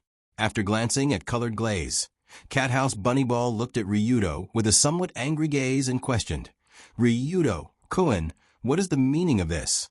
From the beginning to the end, Rue Hui's physical condition was a big secret that had to be hidden from Colored Glaze, and Ryudo also agreed to this condition to start a series of cooperation with Rue Hui. But now, Ryudo acted on his own initiative and brought Colored Glaze here, completely disregarding the previous agreement. So it was no wonder that Bunnyball was angry. But even though he felt Bunnyball's anger, Ryudo only shrugged and smiled faintly. She has the right to know, and the right to stay here. But this isn't Lord Rue Hui's wish. Sorry, I can't let you in. Speaking until here, this old butler who had guarded the Kamiyoshi for his entire life firmly shook his head, and actually ordered Ryudo and Colored Glaze to leave. Rue Hui had given a strict order to not let anyone under any circumstances let Colored Glaze know about her condition. So when Ryudo violated this agreement, he had already lost the right to cooperate with Rue Hui. Bunnyball naturally wouldn't let him in to see Rue Hui. But Ryudo had already expected Bunnyball's current attitude. So he smiled at Colored Glaze and said, "You go in first, I'll be there later." Okay. Although she knew that Bunnyball wouldn't let her in so easily, but since it was Ryudo who told her to go in, Colored Glaze didn't hesitate to walk towards the side door, as though she didn't care about this guardian ninja at all. "Young mistress, I'm sorry. Let me apologize with my death after this." Seeing that Miss actually wanted to barge into the garden, Bunnyball could only sigh, and with a wave of his right hand, an almost inaudible long needle flew towards Colored Glaze's body. As a guardian ninja, Bunnyball was the best at controlling this kind of special long needle. Through the control of ki and acupuncture points, Bunnyball could make the human body produce all kinds of miraculous reactions. So if this needle hit, it wouldn't be difficult to make colored glaze faint on the spot. Of course, the prerequisite was that it hit. But just as Bunnyball's long needle pierced through the air and flew towards colored glaze, a small steel ball flew out from the opposite direction, like a meteor. It directly shot down the long needle in midair. What? Seeing this scene, Bunnyball gritted his teeth and tilted his body to the side, swiftly dodging the small steel ball that was flying towards him after the needle was shot down. Bang! Following that, with a loud bang, the small steel bead that was only the size of a fingernail, but was abnormally heavy due to the special material used, smashed into the wall behind Rabbitball, and actually punched a small hole in the wall that was visible to the naked eye. What kind of shocking, destructive power was this? If it hit a person, the power would be no different from a bullet. Just as Bunnyball was shocked by the power of the small steel ball and unconsciously dodged, Colored Glaze took the opportunity to run inside, leaving the old butler who was guarding the side door behind her. Colored Glaze's running speed wasn't fast. To Bunnyball, it was almost the same as a tortoise. If he really wanted to chase, he could definitely catch up. But now, it wasn't that Bunnyball didn't want to chase, but that he couldn't. This was because when Bunnyball instinctively wanted to block Colored Glaze and prevent her from entering the Imperial Garden, a fierce killing intent had already locked him in place. He couldn't move recklessly, or else he would definitely be attacked, and might even die. In the past 70 years, Bunnyball had felt this sense of danger countless times. But this time, such a hair-raising sense of crisis was brought to him by a youth who had not even reached the age of 17. Ryudo Kiryu. Amazing. When Bunnyball finally turned his head to look at Ryudo, the youth who was holding a few small steel balls with a calm expression laughed and said, "You actually dare to make a move on the young miss of your family. There should be a limit to using your seniority." Old Man Bunnyball. When he spoke up to hear, Longdo took a deep breath while the tendons and bones in his entire body started trembling like whips, and his aura instantly became a few times stronger than before. At a glance, he seemed like an extremely robust giant.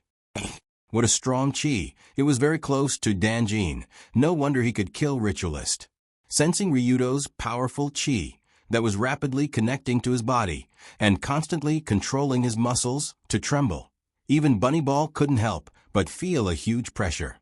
2 months ago, when Bunnyball heard that Ryudo had defeated Saito Ritualist in a one-on-one duel, he was actually somewhat in disbelief. After all, Bunnyball was very clear about Sato's strength, and the two of them had been old rivals for many years. Although Bunnyball knew that he was stronger than Saito, but at most, he was only slightly stronger. How could a teenager like Ryudo win against Saito Ritualist? At first, Bunnyball thought that Ryudo had used some tricks or took advantage of Saito Ritualist's perilous state to kill him. However, judging from the aura of a top-notch warrior emanating from Longdo's body, he might not have done those despicable things. Instead, he had openly smashed the demon child into pieces. At least from Bunnyball's point of view, the current Ryudo was so strong that even he didn't have the confidence to win.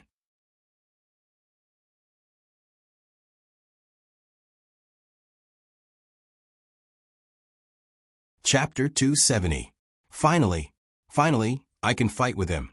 Looking at the old man standing in front of him with stern and vigilant eyes, Ryudo was obviously very excited at this time.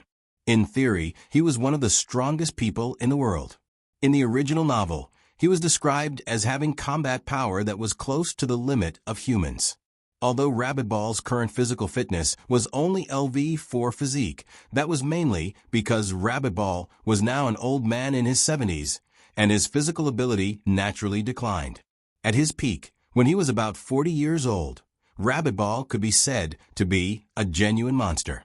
His strength was hard to estimate, and he even had the battle record of taking thousands of lives by himself. Ryudo was naturally very clear about Rabbitball's strength. Even when he had just arrived in this world, he had personally felt this man's mountain-like pressure. Just after Ryudo solved the crisis of Colored Glaze's warehouse in the Kamishiro courtyard, Rabbitball, who appeared in front of Ryudo, used his unreasonable strength to teach Ryudo a good lesson, telling him that if he didn't have strength, he would only end up being slaughtered. Although Ryudo successfully used some small tricks to play rabbit ball at that time, and finally extorted an exchange condition, which was a small advantage.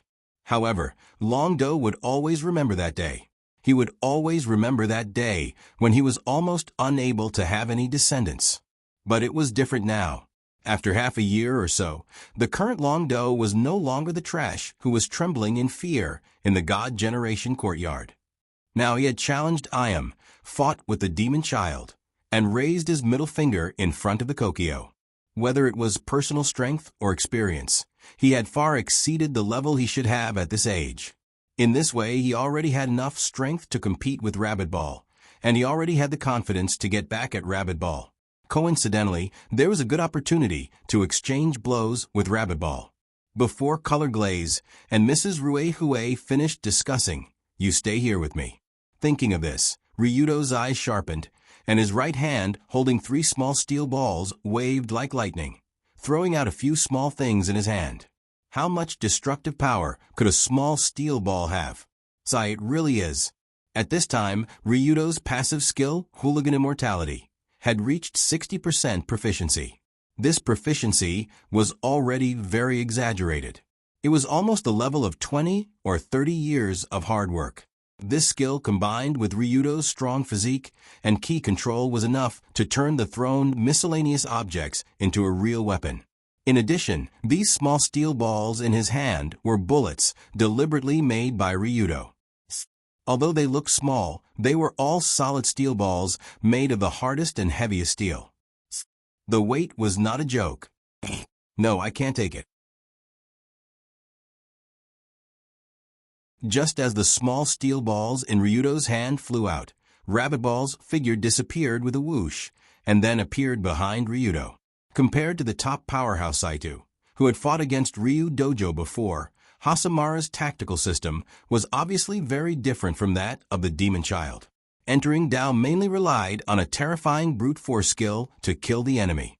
After special training, the palm had the power to flatten steel like mud. With one palm, the flesh and bones would be pulverized. There was no way to block it. Rabbit Ball was different. His physical fitness was not as terrifying as entering Dao, nor did he cultivate so many brute force skills. But this old man was ridiculously fast. Yes, fast, too fast. Ryudo was now level 3 insight. Logically speaking, his dynamic vision could not be said to be the best, but it was already quite good. But just as Rabbit Ball dodged the small steel balls and appeared behind Ryudo, Ryudo did not see how he moved or from which angle. Bunny Ball's body looked like a ghost. It was as if he could appear anywhere as light as a feather. This kind of ridiculous speed was an ability that Dragonfight had never encountered before. But it's okay, I can still react. Just as the old figure suddenly appeared behind Ryudo and swung an attack at him. Ryudo thought he could block Rabbit Ball's attack. But Ryudo was obviously too naive because Rabbit Ball's attack was several times faster than his movement speed. Shing. For a moment, it was as if the air was neatly cut in half. Rabbit Ball's arm was like a sharp blade stabbing at the back of Ryudo's neck. Because of the speed, the violent sound of the wind breaking could only be heard after the attack. How to describe this feeling? It was like swinging a whip. A whip swung at high speed could reach a speed faster than the speed of sound at the tip. At this moment, Rabbit Ball's hand was like that whip, and the 3 fingers that he clasped together and stabbed at Ryudo were the tip of the whip. At the same time, it was also the fatal tip. Too fast. Rabbit Ball's speed was too fast.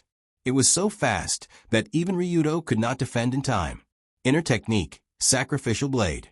The next moment, the 3 fingers that formed the shape of the character pierced Ryudo's neck from the back, aiming at the vital part of the human body, the medulla oblongata. Once this part was pierced or cut, it could lead to a life-threatening situation. In other words, Rabbit Ball's inner technique, sacrificial blade, was aimed at taking a life. Young man, you can only blame yourself for betraying Ruehue-sama. Go to hell and repent. The moment his fingers pierced Ryudo's neck, Rabbit Ball silently said in his heart. The decisive difference between him and Saito, who was a martial Dao grandmaster, was that Ramuru wasn't a martial artist. He was actually a ninja who walked in the dark and took people's lives. The inner technique of the ninja was the ultimate assassination technique that was passed down from generation to generation. Every strike was aimed at the vital parts of the body, and there was no consideration for injury or repulsion. And this inner technique, sacrificial blade, was to swing the arm out like a whip, allowing the fingers to reach a supersonic speed, causing an almost unblockable penetrative damage. In addition, Rabbit Ball was an expert who had cultivated ki to Danjin level. The power of his sacrificial blade was enough to penetrate a steel plate. If it hit a person, even a tough guy who had entered the Tao would have a hole. Therefore, the draconic fighter who was struck by this sacrificial blade from the back should be dead for sure, right? This is? The feeling is not right? So hard. Just when the 3 fingers pierced Ryudo's body and penetrated, Rabbit Ball felt that his fingers had only penetrated about 2 centimeters before they were forcefully stuck. The power of this move was indeed strong, and it did break Ryudo's defense. But this kind of superficial injury was not enough to cause a fatal blow. It was not enough to kill Ryudo. Rabbit Ball could not imagine that a living human's neck could have such exaggerated hardness. It was even harder than a steel plate. Whoosh! The next moment, Ryudo's arm quickly reached back and grabbed Rabbit Ball's right hand at a strange angle. Powerful. Unfortunately, the lethality is a bit low. After grabbing Rabbit Ball's hand, Ryudo slightly turned half of his face and revealed an excited smile to the leader of the Guardian Ninja. The Guardian Ninja was said to be the descendant of the ancient Wind Demon Ninja. They mastered almost all the advanced techniques of the ninja profession. Their speed was as fast as lightning. Their attack was a one-hit kill. Although Rabbit Ball was good at using long needles, he did not need any tools to kill people. 3 fingers were enough to kill people without leaving a trace. The sure kill attack of Rabbit Ball was actually described by Long Do as a little weak. This full marks. But in fact, it was not a bluff. After all, Rabbit Ball was facing the extreme Tao master Ryudo Kiryu, who had the strongest defense in the world. With 80% mastery of Copper Skin and Iron Bone, LV4 Constitution and Chi buffs, Ryu Fight's defense had long since reached a level higher than Seido's. He could even block bullets with his body.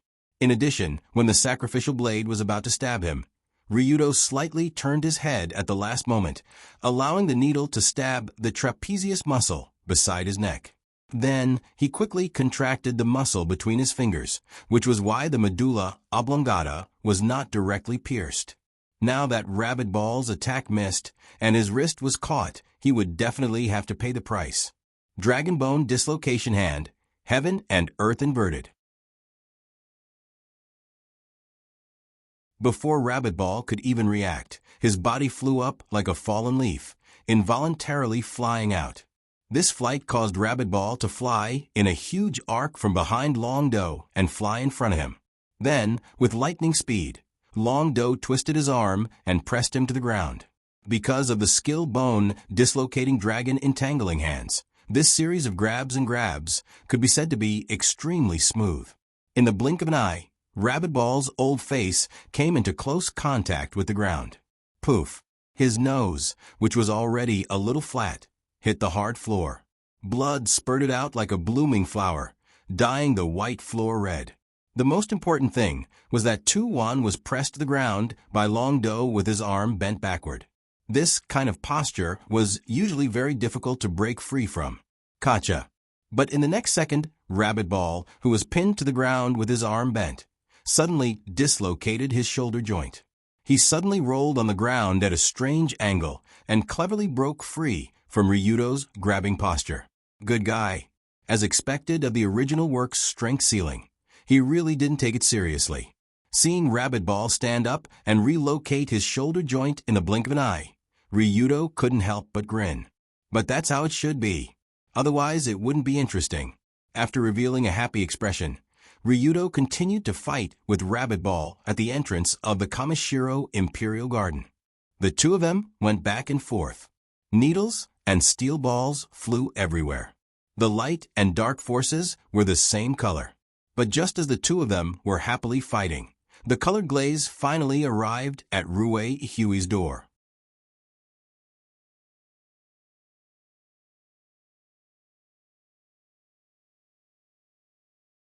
Chapter 271. Kamishiro Imperial Garden has always been quiet, except for a few servants and ninjas who are responsible for protecting the family. It's almost impossible to see many people in the huge complex. In the ancient wooden corridor, colored glazes hurried footsteps from east to west, quickly walking towards her mother Rue Huey's room.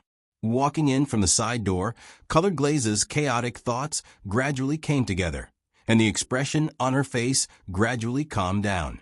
There's no problem. There won't be a problem. If colored glaze was very flustered when she suddenly heard the news of Rue Huey's serious illness, then now she has already returned to her previous calm state. Because on the way here, Ryudo already gave his guarantee. He promised that nothing will happen to Lady Rue Hui. Although this guarantee has no basis, for some reason, colored glaze believed his words. There's no problem, mother won't die. Whether it's blindly following Ryudo or deceiving herself, colored glaze believes that mother will live well. But even so, this Kamishiro lady's face was very serious, and there was a trace of anger in it. That's right, it was anger. Colored glaze rarely showed her anger on the surface, but now she showed such an expression. It's obvious that this matter has reached the point where even she can't hold it in anymore. And so, when the Kanzaki family's eldest daughter stood in front of her mother's bedroom door, she took a deep breath, and then lifted her leg and kicked the door. Facing the wooden door, colored glaze angrily used the secret lady door kicking technique that she has used many times before, but has never succeeded. But this time, she succeeded. Bang! Accompanied by a muffled sound from the wooden door, colored glaze's kick actually directly kicked open the door of Rue Huey's room. The whole process was clean and tidy, without any sloppiness. Although this seemed like a simple action, only colored glaze and Ryudo knew that in order to do this lady spent a lot of effort. On a certain day more than 2 months ago, colored glaze suddenly found Ryudo.